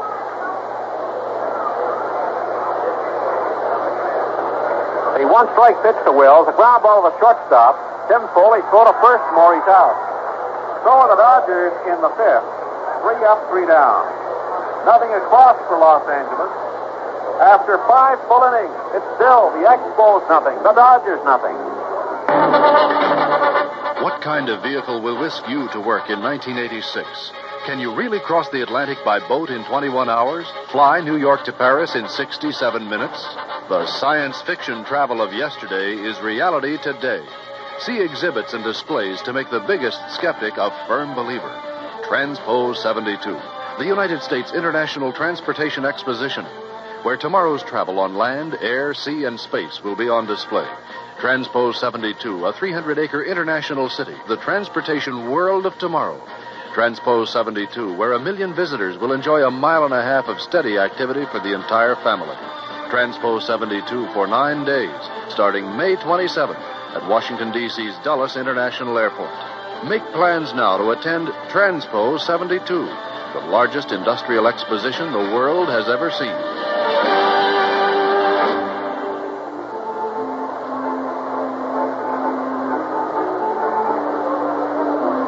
In the top of the 6th inning, Claude Osteen, who was allowed 4 hits, 4 scattered hits, will face Ron Woods, Clyde Mashore, and Bob Bailey. Woods had a double, the longest ball of the game so far, to deep right center field.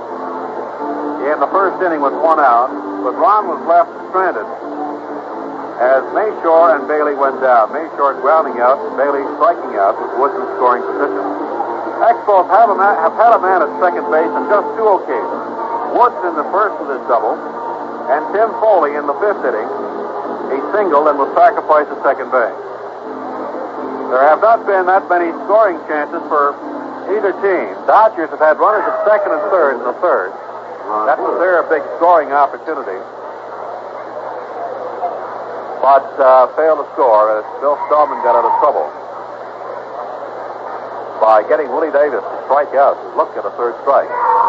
Osteen delivers. Woods takes it low for ball 1. And the big question mark, depending on the outcome of this game, the big question mark right now, why the Dodgers did not send Dick Dietz in on a single to left field by Wes Parker. Dietz going from second. He was held up at third. And they might argue that one later. Ground ball to the shortstop, Wills. Maury in the second hop. Throws out Ron Woods. Clyde Mashore is 0 for 2. Grounded out short to first in the first. And grounded out, pitcher to first in the fourth. 3-0 Mets over the Padres in the 7th. Parkins, the third Padre pitcher in that game. Tom Seaver chalking up the goose egg. Mashore ground ball to Garvey at third. Easy play for Steve. 2 away. Bob Bailey struck out in the first, grounded out third to first in the fourth.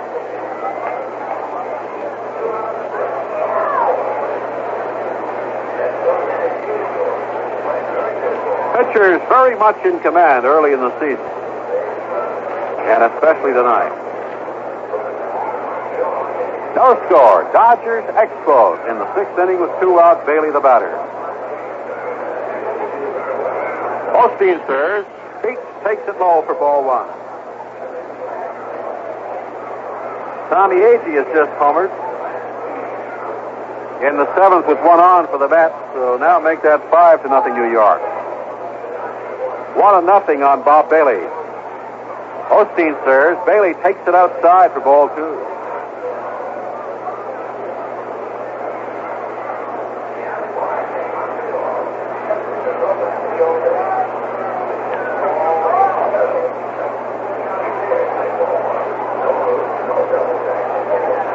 Osteen serves. A call strike inside. 2-1.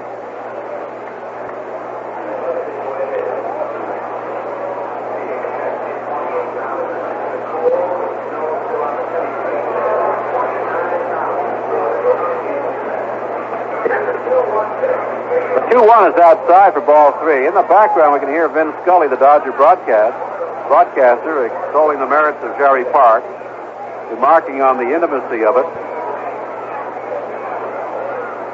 Snow on the streets has been. Cold weather, and they still get 29,000 into the park. The 3-1 is taken for strike 2.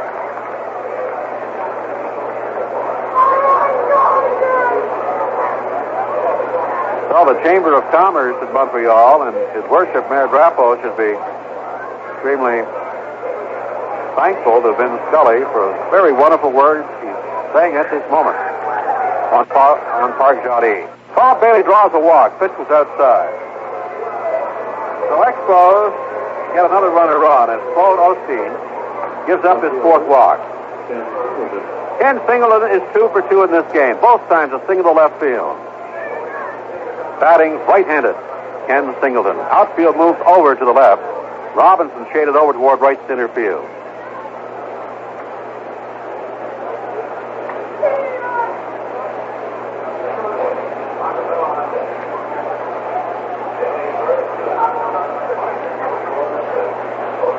He pitched to Singleton, a high hopper to Garvey. He'll go to the second baseman, Jim Lefebvre, for the 4th on Bailey.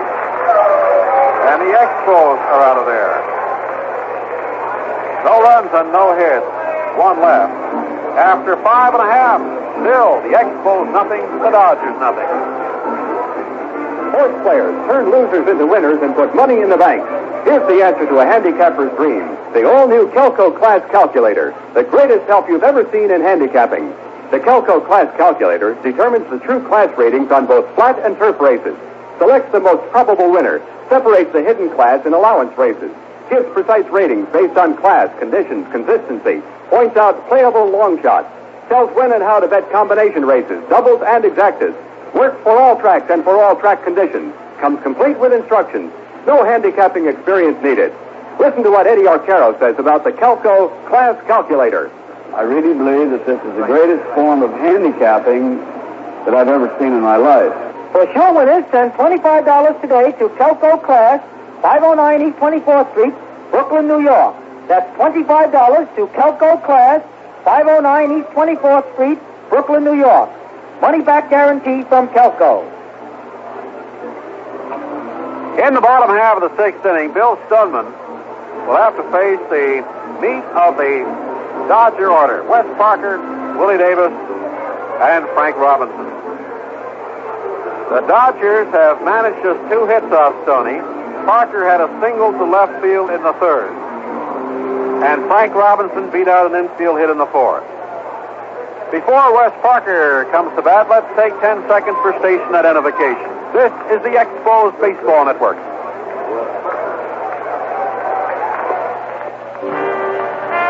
WHRF, Albany.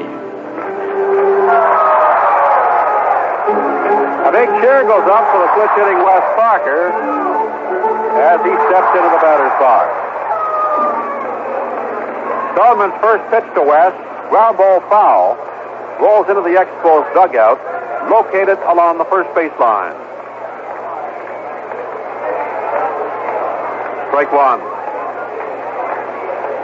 Parker hitting .346 coming into tonight's game.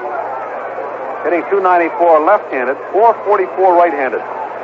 And Wes is batting left-handed against the right-hander Bill Stoneman. Bob Bailey in on the grass at 3rd. Jorgensen not too far off the bag at first, not too far off the line, deep of the bag. Fly ball down the right field line, going over for it is Mashore, near foul territory, in foul territory, takes it for the out.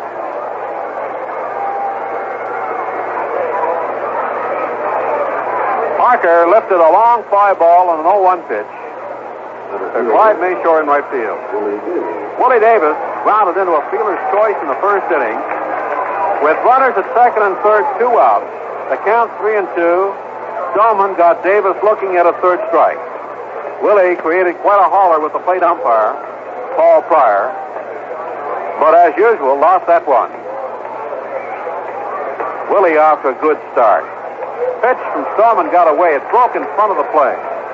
Bounced in front of home plate, about 2 feet out in front of Boccabella. Ball 1. Willie was hitting .333 coming into the game. 2 home runs, 8 runs batted in. The 1-0 cuts the inside corner. Nice breaking pitch from Bill Stoneman. Davis backed up just a bit, flinched a bit on that breaking ball. A ball, a strike, and one out. Strike two called. Davis again looking.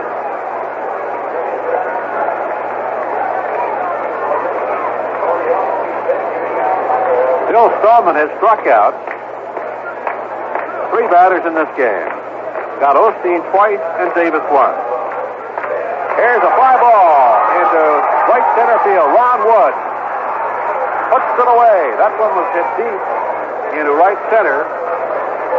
Woods, the center fielder, moving to his left to haul it in. Frank Robinson is 1 for 2. Grounded out third to first in the first inning. And he got an infield hit in the fourth. Hit a ground ball up the middle. Ron Hunt going on the shortstop side of second base. Made the play. Fielded the ball but could not make the throw. He was completely off balance. Robinson, right-handed batter. First pitch low, ball 1.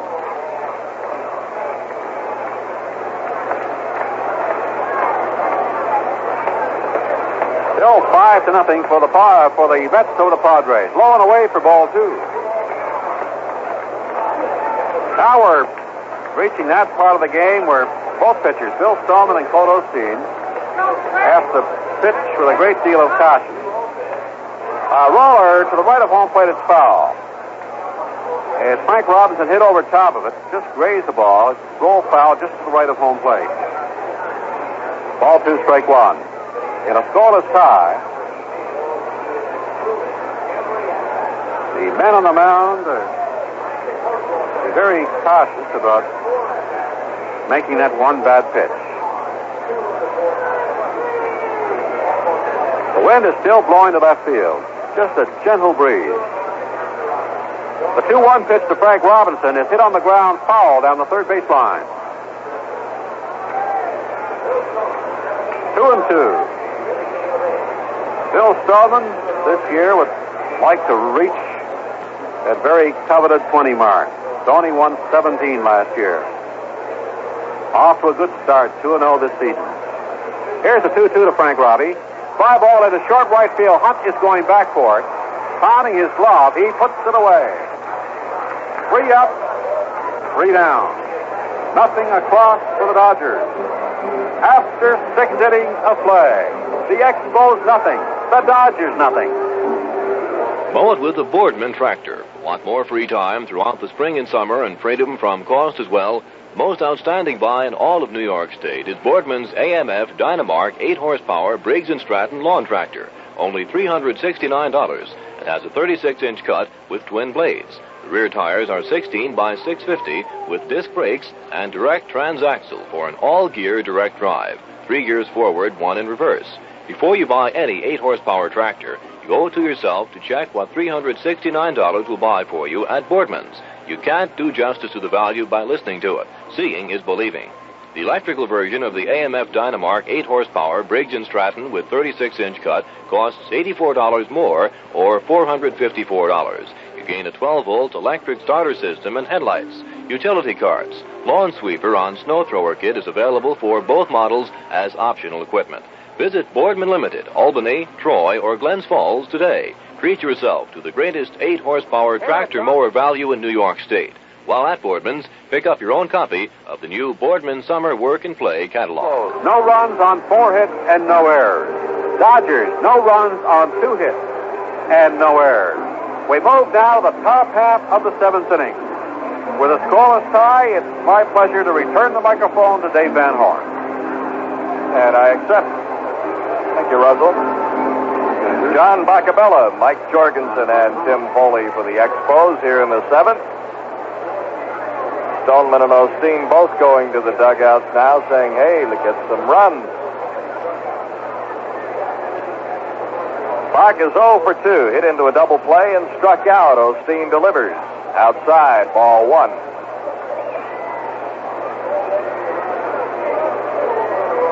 Left fielder Crawford plays deep for Boccabella, and Davis shades to left center. Here's the 1-0 pitch. Fastball foul tipped at the plate. 1 ball, 1 strike. Garvey and Wills with Lefebvre and Parker make up the infield. Dietz is catching.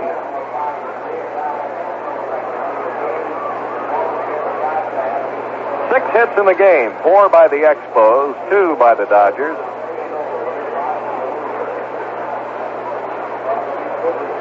Here's the 1-1 to Bach. Curveball taken high. 2 balls, 1 strike. The last time that Osteen faced Boccabella and he struck him out by running some fastballs away from him. Here's the windup in the 2-1. Swing and a line drive past Wills out into left center. A base hit for John Boccabella. Osteen got that pitch right over the plate, and Bach jumped on it. Hit number 5 off Claude Osteen. And Mike Jorgensen will be the batter. He walked in the second and struck out in the 5th. So we'll see what kind of game the Expos play here. It's the 7th inning and no score. Tim Foli on deck.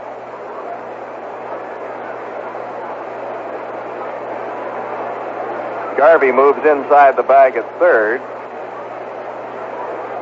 Wills and Lefebvre at double play depth.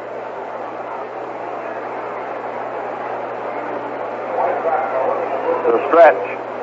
And Osteen deals. There's the bunt, third base side. Tough play for Osteen. He passed it up, goes after it now, throws to first just in time.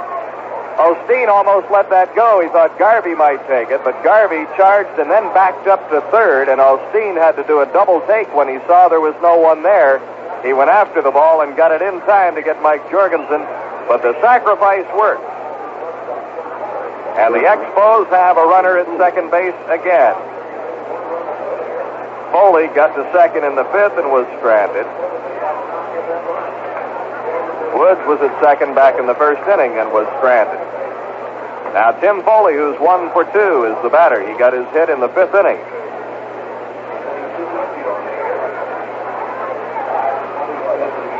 Boccabella leading off second. Here's the pitch to Tim. Swing and a curveball bounced foul behind third base, grabbed by Jimmy Bragan in the coaching box.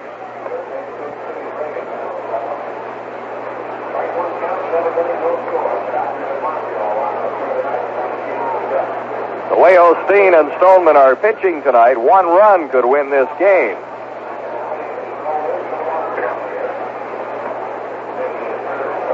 One strike on Tim Foli. Bill Stoneman, the pitcher, is on deck.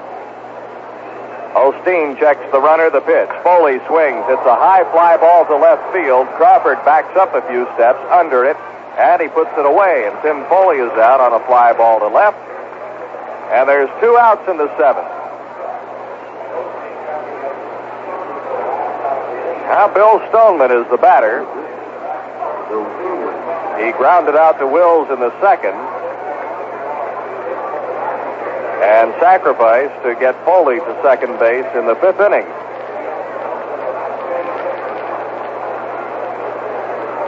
Well, if Stoneman is the 3rd out, the Expos will have the top of the order coming up in the 8th, and it'll be only the 2nd time in the game they've led off an inning with Hunt.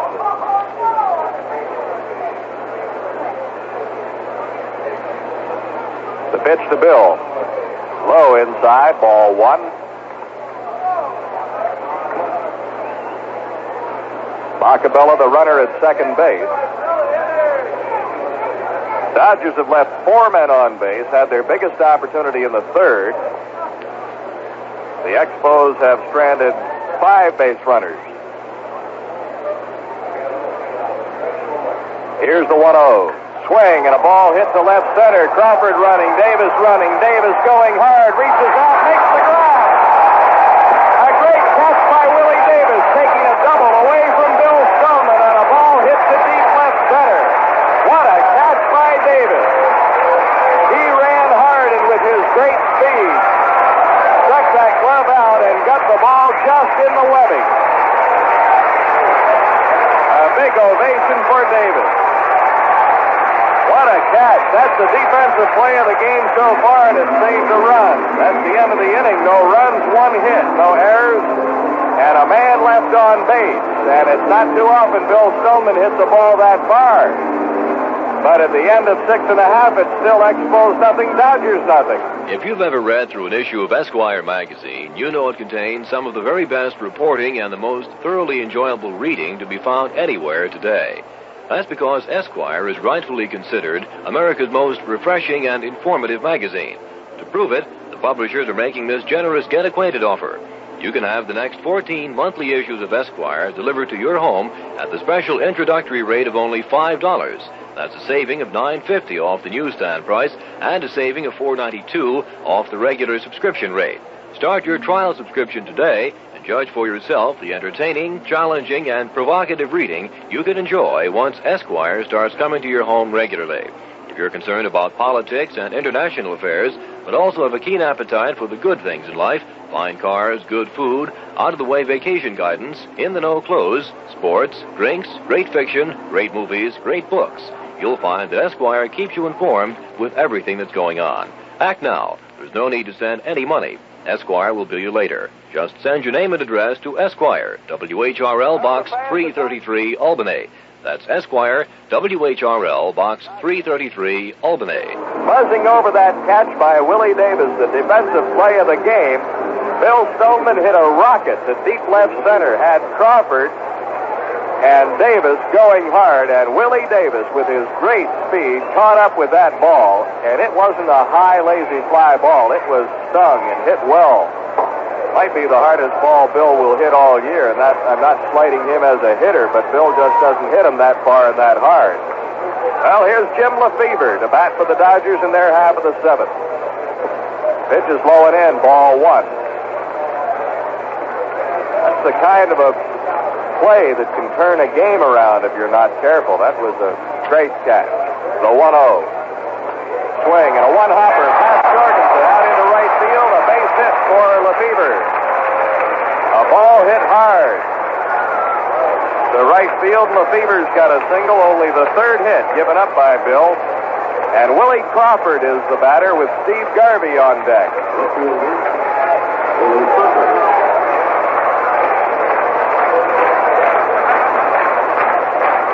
Well, we get some activity in the Dodger bullpen, and it could be if L.A. can get something going, they'll pinch hit for Osteen. Hey, that's Jim Brewer, the left-hander. He's been working for the last 10 minutes. The pitch to Crawford. He takes a strike. 0-1. Lefebvre, the runner at first. Parker singled in the third.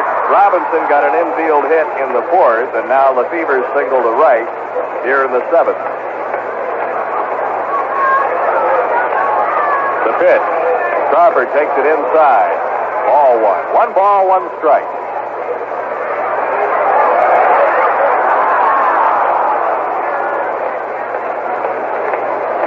Bill Stoneman turning in a super performance here.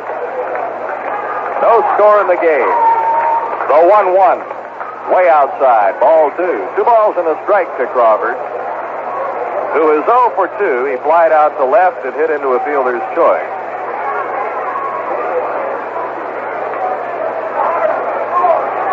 Outfield deep for Willie. The 2-1 pitch. Swing and a ground ball to the right side. Hunt goes to second for 1, and that's all. Crawford on the fielder's choice. Hunt to Foley for the put out at second base on Jim Lefebvre. So there's 1 out in the Dodgers' seventh, and Steve Garvey will be the batter. Stoneman served up the much-needed ground ball to get the lead runner. And here's Garvey 0 for 2. A ground ball to Foley, and he ended the fourth inning by hitting into a fielder's choice. Right-handed batter.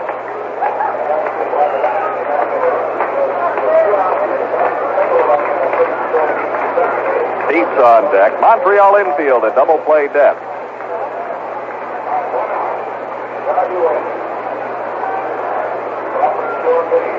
The stretch by Bill, and the pitch. Swing, line drive, right field. Mashore runs over, pulls it down, and getting back to first is Willie Crawford.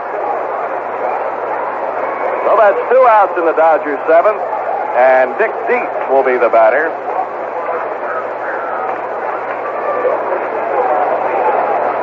Hey, Willie Davis had to be surprised on that drive by Bill Stoneman. Of course, they do not play Stoneman deep. And Willie Willie took off when he made that catch and ended up by actually stopping himself by putting his foot up at the 380 mark in deep left center field. That catch was enough to make any Expos fan mad. Right, Russ? Right. 2 outs, 1 man on. The pitch to Dietz. Swing and a high pop-up, right side. Hunt backs up on the edge of the grass. Now comes in a step, makes the grab, and Stoneman's out of it here in the 7th after a leadoff single by Lefebvre. No Dodger runs, 1 hit, and a man left on base. And at the end of 7 at Dodger Stadium, Montreal nothing, Los Angeles nothing. Horse players turn losers into winners and put money in the bank. Here's the answer to a handicapper's dream. The all-new Kelco Trot Calculator. The greatest help you've ever seen in handicapping. The Kelco Trot Calculator eliminates non-contenders, gives precise ratings based on class, condition, consistency, tells how to bet top-rated horses, picks out playable long shots, tells when and how to bet combination races, doubles and exactas, works for all tracks and for all track conditions, comes with complete instructions, no handicapping experience needed. Listen to what Eddie Arcaro says about the Kelco Trot Calculator. I really believe that this is the greatest form of handicapping that I've ever seen in my life. I am a believer in it, or I wouldn't be here today.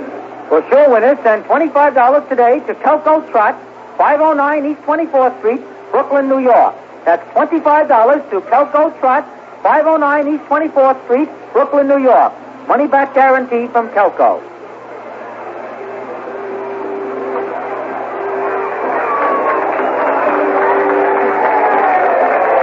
Did you mention the attendance tonight? No, I did not. 13,320 here at Dodger Stadium. 13,320, the second largest crowd in Major League Baseball tonight. The Astros drew 14,550. And believe it or not, in Major League Baseball tonight, the Astros and the Dodgers, the Astros hosting the Cubs, of course, the Expos here against the Dodgers, the only 2 teams drawing over 10,000 tonight, so some sparse crowds around the 2 leagues.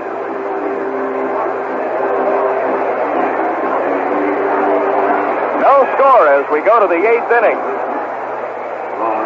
And the Expos lead off with the top of the order, Ron Hunt, then Ron Woods and Clyde Mashore. Hunt is hitless in 3 trips to the plate. He did draw a walk back in the 3rd. Expos have out-hit the Dodgers 5-3.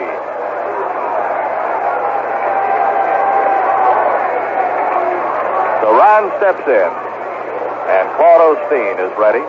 The Dodger left-hander delivers, and the pitch is down under the knees. Ball 1. Boy, who's going to stop the Astros? They've won 9 straight now with that 5-4 win over Chicago in 10 innings tonight under the dome.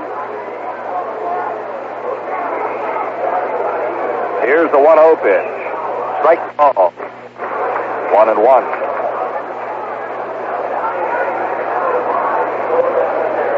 Well, with the Phillies and the Pirates losing, the Expos have a chance to pick up some ground here, hang tough with the Mets in the Eastern Division. Mets and the Padres are in the 8th down in San Diego. Here's the 1-1 pitch to Hunt, taken high and outside, ball 2. But the Mets have that one in hand right now, 5-1. Fragosi and Agee have homered behind Seaver.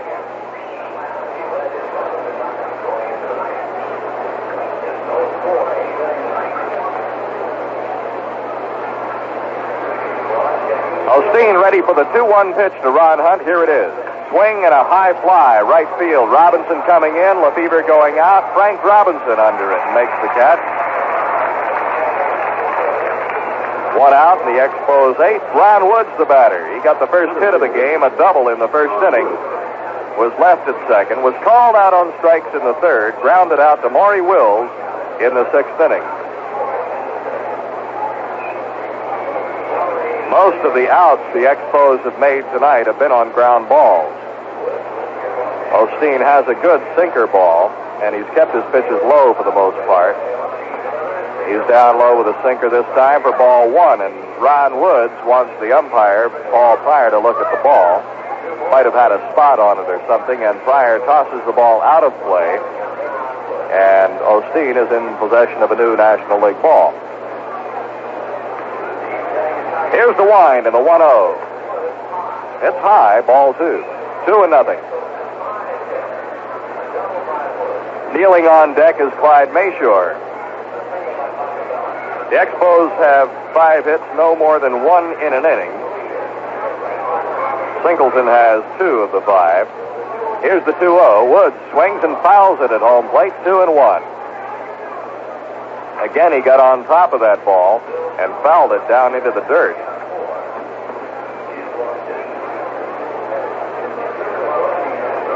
This has been a well-pitched and well-played ball game. Has been, still is. 8th inning, 0-0. 2-1 on its way. Down low, ball 3. 3-1.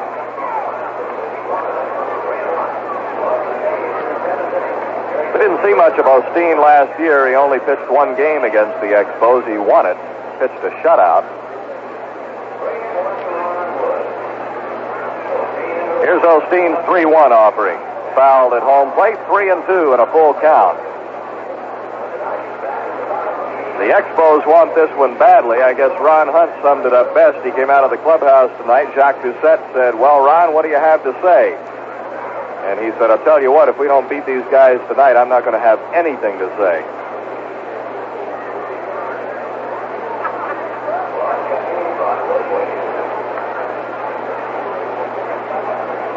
Here's the wind and the 3-2 pitch. Swing, ground ball to Wills. Takes a good hop at the belt, guns it over, and it's in time to get Woods.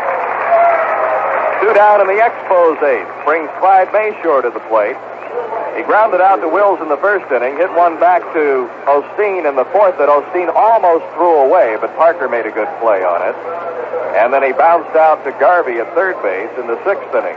Right-handed batter.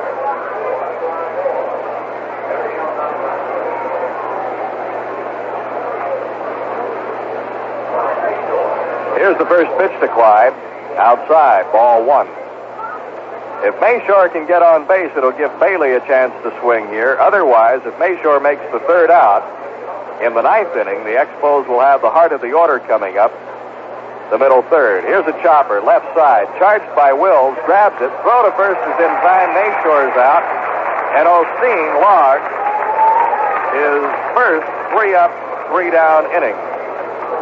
Nothing across for the Expos, and the first inning that they haven't had at least 1 base runner. At the end of 7.5, Expos nothing, Dodgers nothing. What the world needs now is love, sweet love. Well, maybe there's too little love in the world today, but there's too much of other things, like disease, poverty, illiteracy. And that's where your YMCA comes in. Through its world service, the Y has workers in 40 countries, helping people to help themselves. It's a big job. The YMCA can use your support. Look into it, won't you?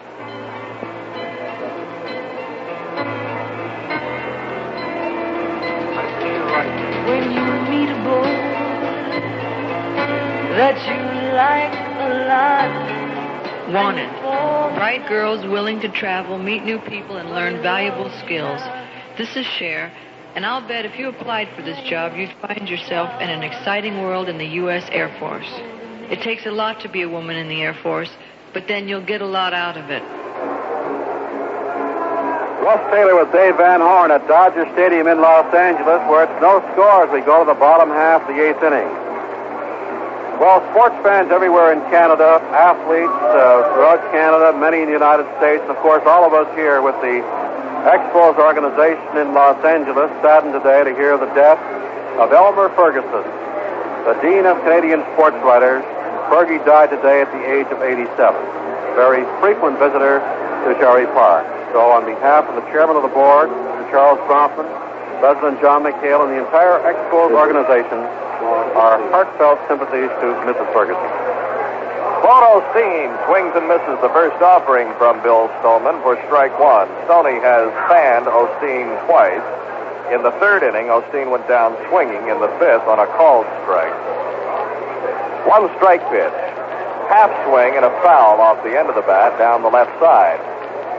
2 strikes on Osteen. Stoneman has only walked 2 batters, Parker in the first, Dietz in the third. He has struck out 4.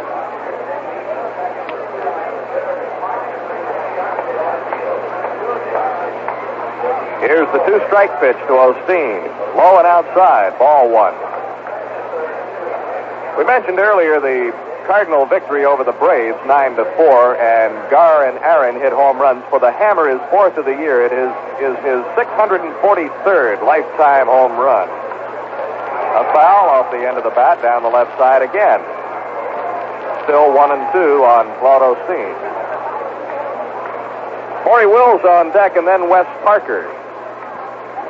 No score. Dodgers batting in their half of the 8th inning. Stoneman delivers the curve, and that just missed at the letters.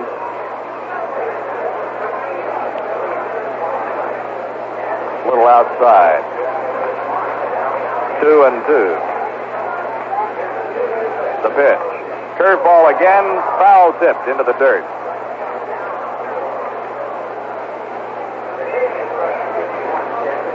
That might have been off of Boccabella's mitt and then into the dirt. John looked a little upset, perhaps because he didn't hang on to the foul tip. The count is 2-2.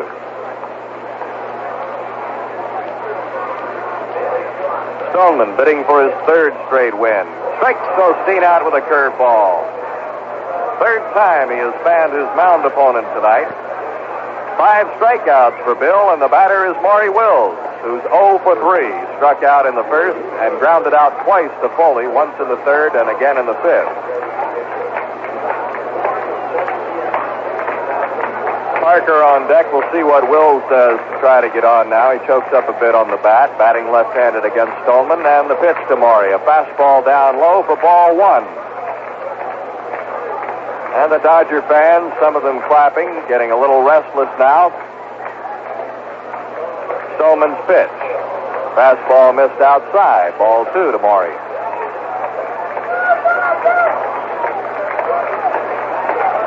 Ernie McAnally, looking for his first decision of the year. 2-0. Hit the inside corner to Wills. Strike 1. 2-1. He goes tomorrow night against Dodger left-hander Al Downing, who has won 1 and lost 1. But that's tomorrow night. Right now, the Expos want this one, and they want it badly. The Dodgers having won last night 6-1 behind Don Sutton with a save from Pete Rickard. Here's Stoneman's 2-1. Wills takes it inside, ball 3.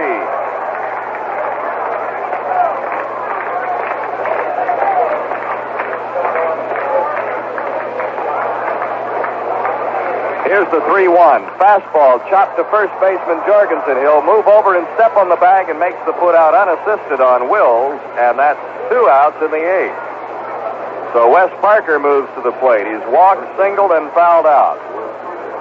So officially 1 for 2.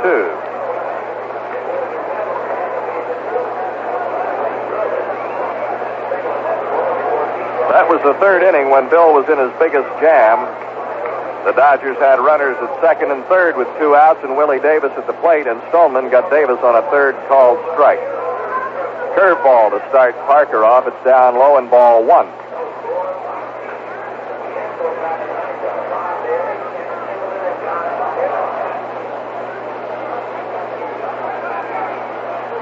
Infield back around to the right for Parker. The 1-0 pitch. Low and inside, ball 2. Bill has been very good tonight. Although he's been behind many times during the game, he's come back to get the hitters out.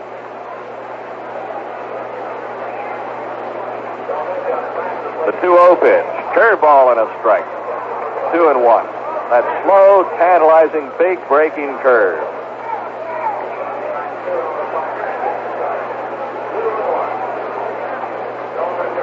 Here's the 2-1 to Parker. He swings, hits a fly ball off the end of the bat down the left field line. Bailey with his back to the infield drops the ball in foul territory.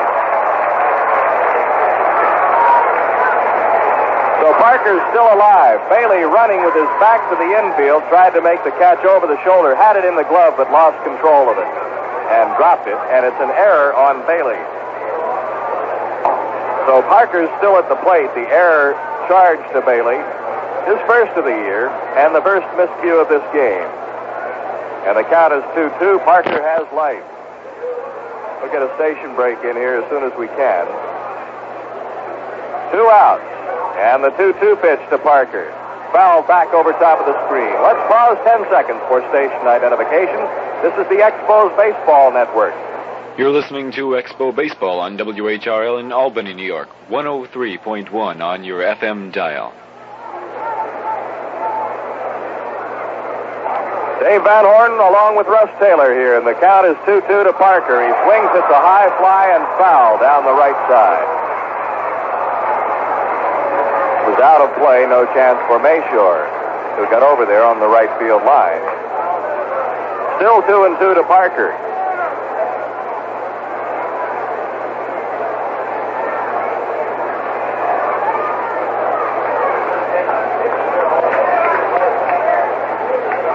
Bill Stoneman has the sign from Boccabella. Here's another 2-2. Curveball chopped to the right side. It's foul behind first. Stoney got over there to cover as Jorgensen gloved the ball, but it was foul.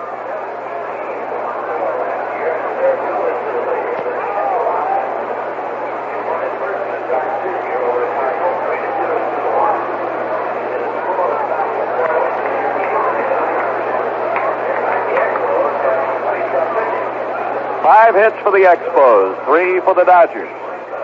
And no scoring in this game. Here's another 2-2 pitch to Parker. That's grounded weakly to the right side, but it was off Parker's foot. It was a foul ball off his foot.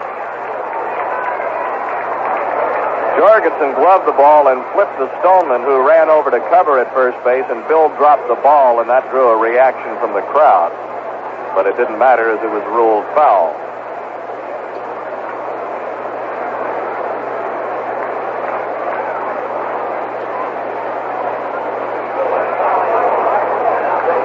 Boy, the Dodgers have not lost a game under the lights this year. They're 7-0 under the lights. And the hitters really have their nighttime eyes. They have outscored the opposition in night games 45-8.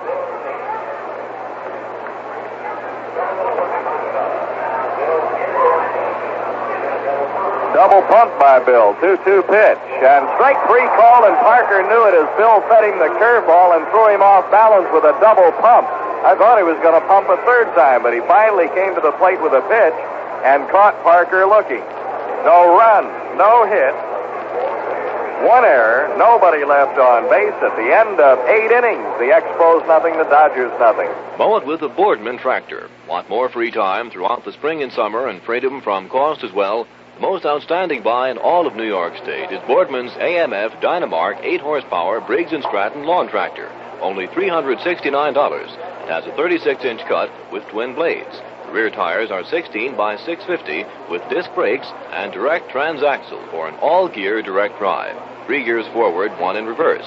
Before you buy any 8-horsepower tractor, you owe it to yourself to check what $369 will buy for you at Boardman's. You can't do justice to the value by listening to it. Seeing is believing.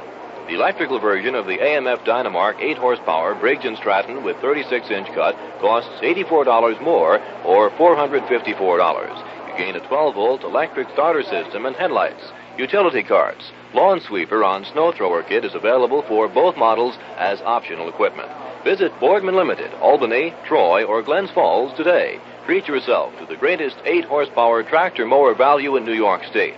While at Boardman's, pick up your own copy of the new Boardman Summer Work and Play catalog. Well, here we go to the 9th inning, and there is still no score in this baseball game. The Expos with 5 hits, the Dodgers with 3. The Expos have left 6 men on base. The Dodgers have left 5 men on base. The Dodgers have 3 hits, all singles off Bill Stoneman. The Expos have 1 double, that from Ron Woods. We have Bob Bailey, Ken Singleton, and John Boccabella. Beats is 0 for 2 with a walk. Osteen delivers. Bailey takes a strike. Bob struck out the first time he faced Claude tonight, back in the first inning. Grounded out to the third baseman Garvey in the 4th, and then drew a walk in the 6th. Both pitchers have their shutout stuff with them tonight. Here's the pitch. Way outside. Ball one. 1 ball, 1 strike.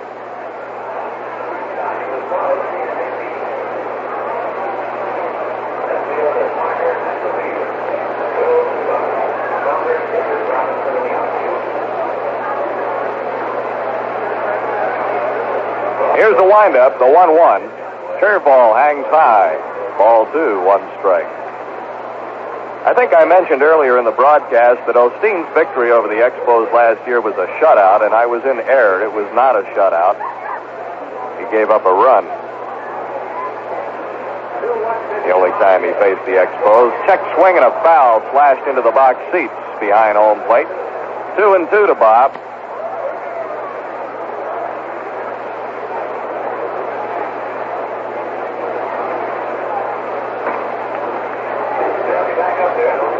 Osteen pitched in 2 World Series, 65, 66, hopes to pitch in 1 in 72. 2-2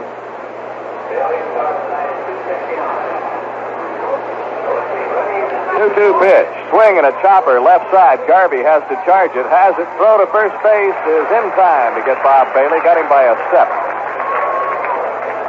So there's 1 out in the Expos ninth, and it brings Ken Singleton to the plate. He's got 2 of the 5 Montreal hits. Kenny singled in the 2nd and again in the 4th, then hit into a forced play in the 6th inning. Now the Dodgers in their 9th will send Davis, Robinson, and Lefebvre to the plate.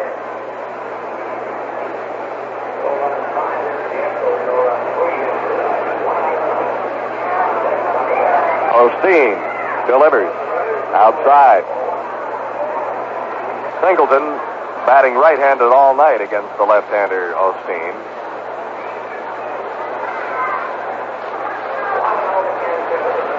Here's the 1-0 pitch. Curveball for a strike call. Ken started to go after it, passed it up.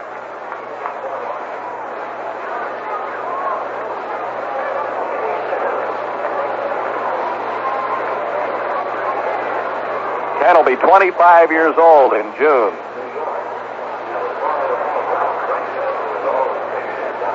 The 1-1 pitch. Swing, a hard hit ball to Wills left. He dives, has it, slips, falls. He can't make a throw, and Singleton beats it out. The Expos have a runner on. Good stop by Wills, and as he tried to get up to make the throw to first, he slipped and fell a second time. And Maury never could recover to get the throw away. And Ken Singleton is on, and it's a hit. Singleton's third, in his 4th trip to the plate here, an infield hit for Ken Singleton, and John Boccabella, who's 1 for 3, bats with a man on and 1 out. And Jorgensen on deck. So the Expos have a little bit of something happening here in the 9th with a man on. Singleton steps off a lead, not too big a lead. There's a throw to first. Osteen wants Singleton close to the bag at first. He'd like to serve up the double play ball, which he did to Boccabella with Singleton aboard back in the 2nd inning. He looks at the runner, again makes the throw to first base. And again, Singleton is back. Box steps out and looks at Jimmy Bragan in the 3rd base coaching box. And Big John is back in there.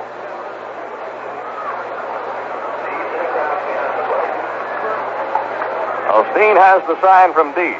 He checks over at first, comes to the plate now with the pitch, and it's outside, ball 1. That's that pitch, that running fastball outside that he struck Boccabella out with in the 4th inning, and Bock did not bite that time. 1-0 the count, and the pitch. Down low, ball 2. 2-0.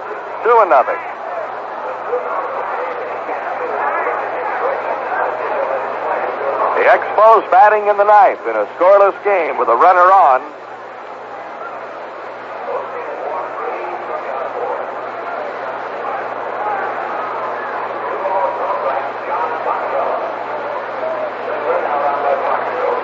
Here's a look at the runner, the pitch. Box swings, taps it out in front of the plate. Tough play. Osteen up with it. Throw to first in time to get Boccabella. Going to second is Singleton. Bock was swinging away, got on top of that ball, and dribbled it out in front of home plate. Dietz started to jump on it. but he would have had to turn to make the throw to first, and Bock got a good start on it. Although he doesn't have great speed, he got a good jump on that ball in running toward first, and it was rolled about halfway from the plate to the mound, and Osteen called Dietz off.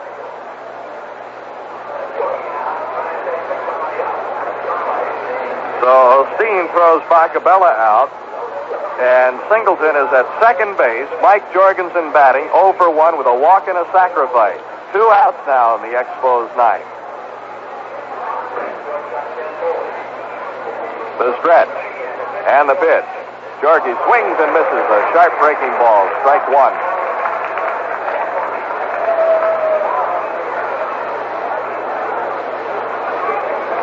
Mike Jorgensen, hitless in his last 3 games, would love to come up with one here with Ken Singleton at second base. Robinson deep in right field. Davis deep in right center. The right side of the Dodger infield playing back. Parker protecting the line. The 1 strike pitch. Curveball missed inside. 1 ball, 1 strike.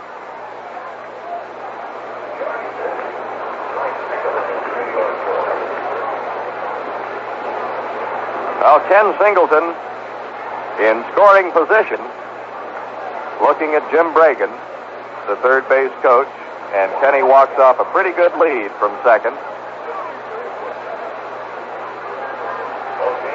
Now here's the 1-1.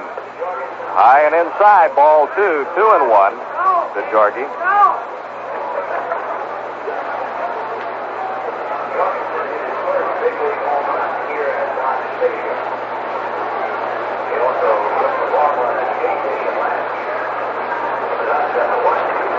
Singleton walking off, looks behind him to see where Wills is. He doesn't have to worry about Lefebvre, who's plugging the hole on the right side of the infield. Osteen checks the runner, the pitch. Inside, ball 3. He's fallen behind 3-1 on Jorgensen. He's got some tough pitches to try to make now.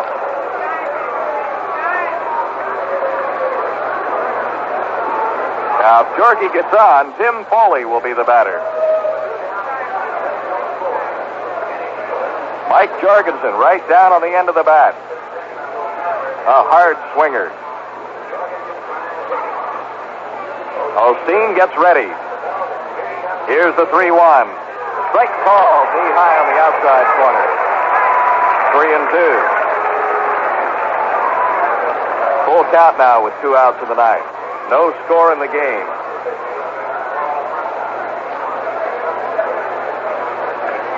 That was a big pitch by Osteen. He knew he had to throw a strike, and he didn't want to throw it on the inside part of the plate.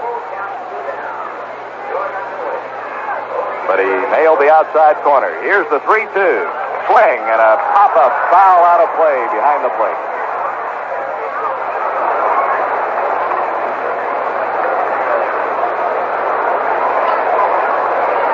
Well, the tension here started to build early in the game when both teams were getting runners on base and unable to score against the outstanding pitching of Stoneman and Osteen. The two have pitched magnificently, and a scoreless tie in the ninth. And you can feel the tension now here in Dodger Stadium. Singleton at second base takes his lead. Osteen looks, the 3-2 pitch, high and inside, ball 4, he walked him. That's going to get the right-handed hitter, Tim Foli, to the plate.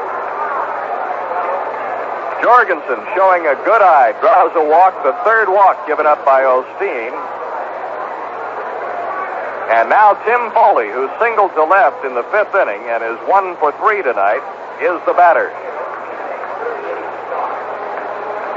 6 Montreal hits. Foli would love to make it 7 right here and get Singleton home. 2 outs, the pitch. Strike call.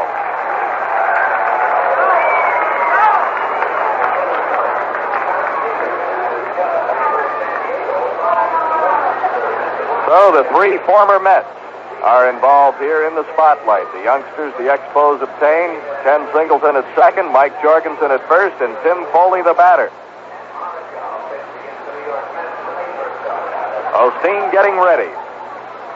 Here's the 1 strike pitch. High outside, ball 1. 1-1.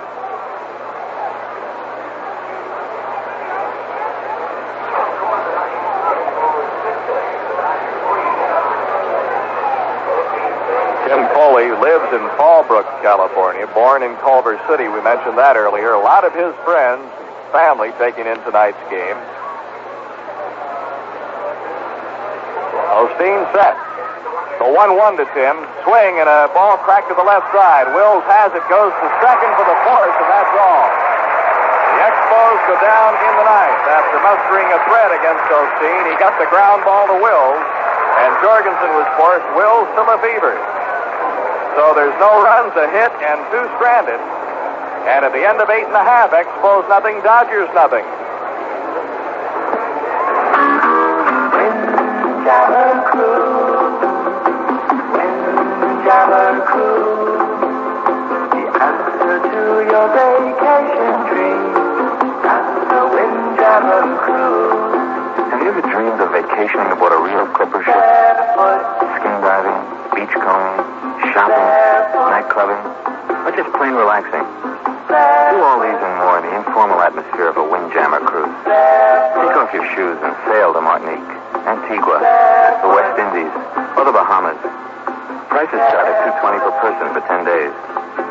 Send for your free Windjammer adventure booklet to Windjammer, P.O. Box 120, Miami Beach, Florida. That's Windjammer, P.O. Box 120, Miami Beach, Florida. And have the barefoot adventure of your dreams. Barefoot, the answer to your vacation dream. That's the Windjammer Cruise.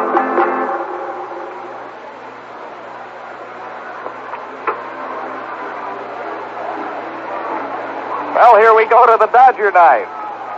Willie Davis, Frank Robinson, and Jim Lefebvre, the numbers 3, 4, and 5 men in the Dodger order, coming to the plate. Davis getting a big hand.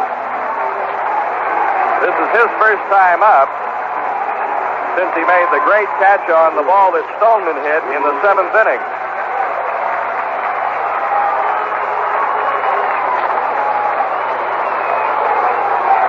As a batter, Davis is 0 for 3.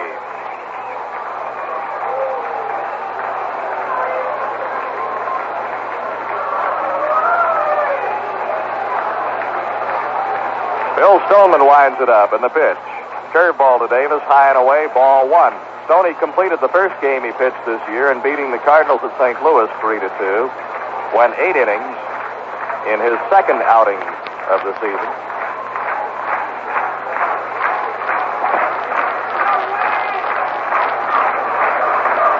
Ready for the 1-0 pitch.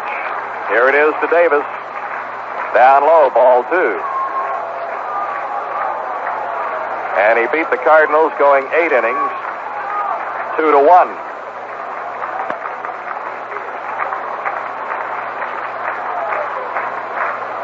At Jerry Park. Here's the 2-0 pitch. High and outside, ball 3 to Davis.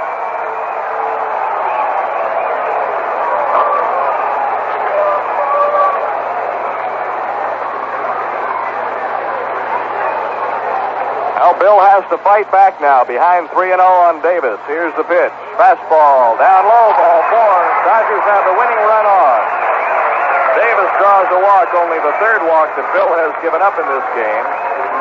And Frank Robinson will be the batter. He's 1 for 3. Got an infield hit in the 4th inning. And Davis can fly. We'll see what he does now.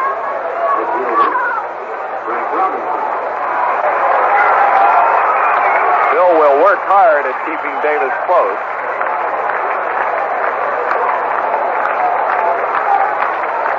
And Boccabella's got to be ready. Davis takes his lead. The pitch. Inside, ball 1. Jim Lefebvre on deck. Well, the air of excitement builds here now as the Dodger fans see the winning run at first base. The 1-0. Curveball just missed down low. 2-0. And Bob Bailey asks for time and goes to the mound to talk to Bill Stoneman.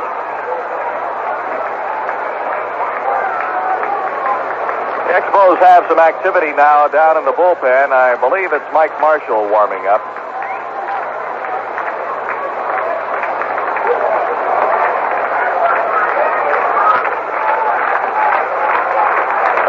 at third now, and Bill looks down for the sign. Davis leading off first. The pitch. Strike call, a fastball at the knees. 2-1.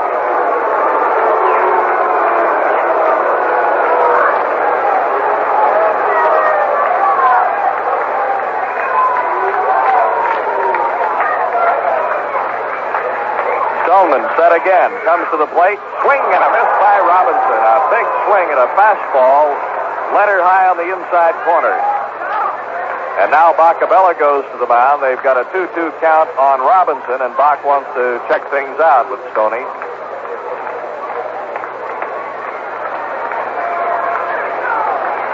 Bailey playing behind third, just a few steps off the line. Foley in the hole at short.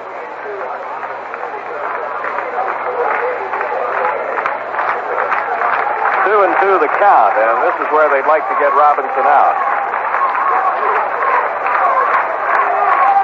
No score in the Dodger ninth.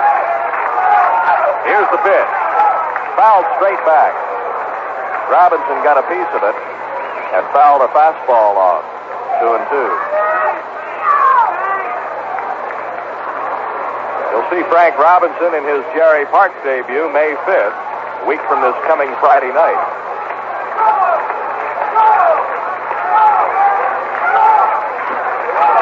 Robinson stepped out for a moment. He's back in, and Stoneman's ready. He looks at Davis. The pitch. Struck him out. Robinson down swinging on a beautiful breaking ball.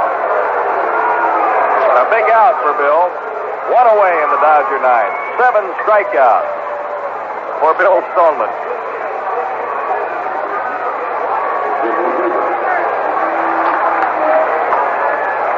Needless to say, now the Expos want this in extra innings.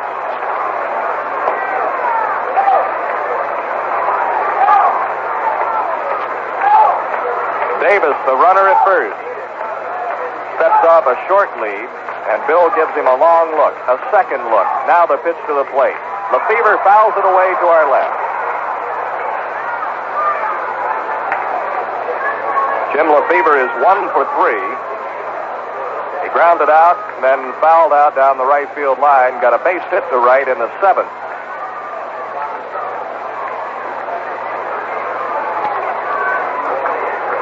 Dodgers have had one man at second base, and that was Parker in the 3rd, and Dietz also in the 3rd inning. Dietz wound up at third base, being stranded. Parker at second.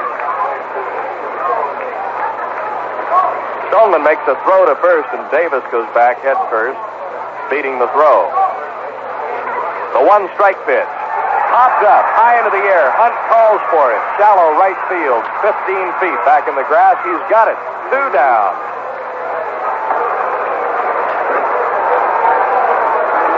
Well, Willie Crawford comes to the plate 0 for 3.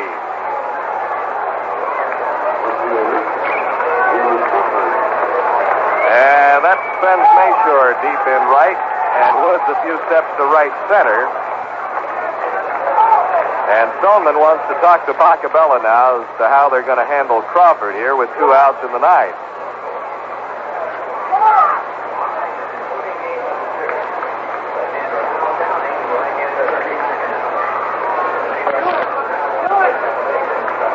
Well, the conference has broken up.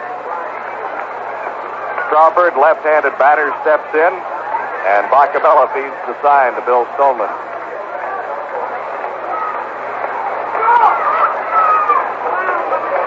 A look at Davis. The pitch to Crawford. Half swing and a foul over top of the screen into the box seats behind home plate. Strike 1.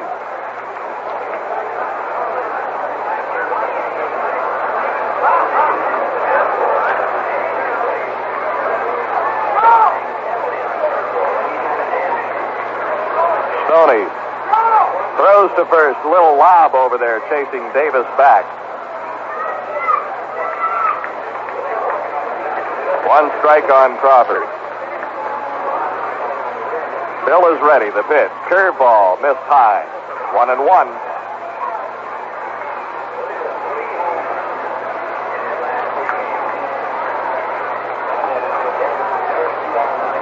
McAnally against Downing tomorrow night. Here's Bill's 1-1 now. He stepped on. Davis gave him a little fake at first base, and Stoneman just took his right foot off the rubber.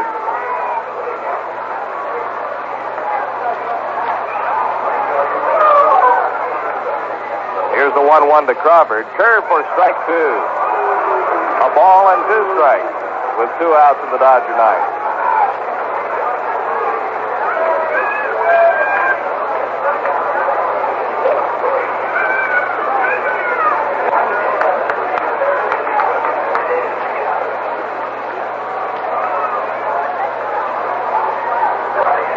Davis 3 steps off first base now. Bill goes to the plate. Crawford swings and drives to right field. That ball is going to be gone. A home run. The game is over.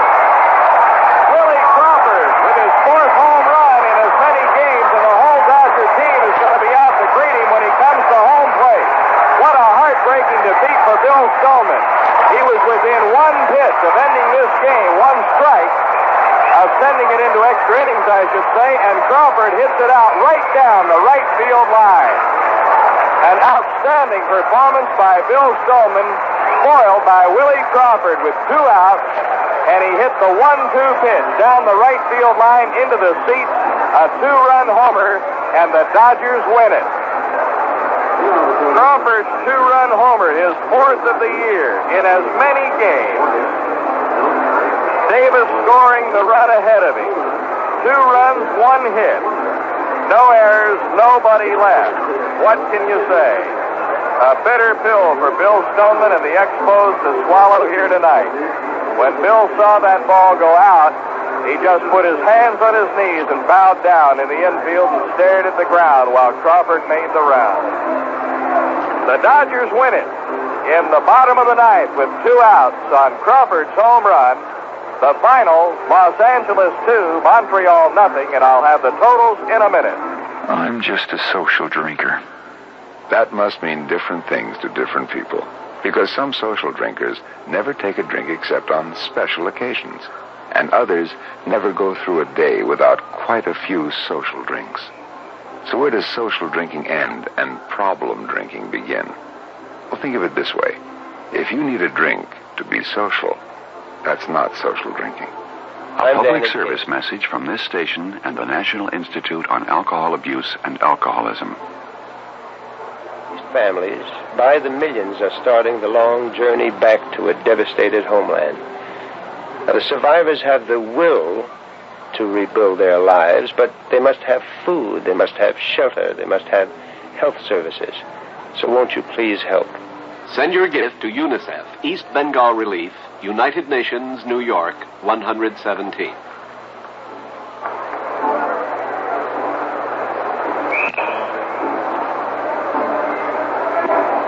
Well, what can you say? Willie Crawford in 4 games has hit 4 home runs now in his last 4 games and won this game for the Dodgers tonight all by himself. Bill Stoneman with a magnificent pitching performance, a 3-hit shutout going into the ninth, and with 2 outs, Crawford hit the home run to win the game. We'll pause 10 seconds for station identification. This is the Expos Baseball Network.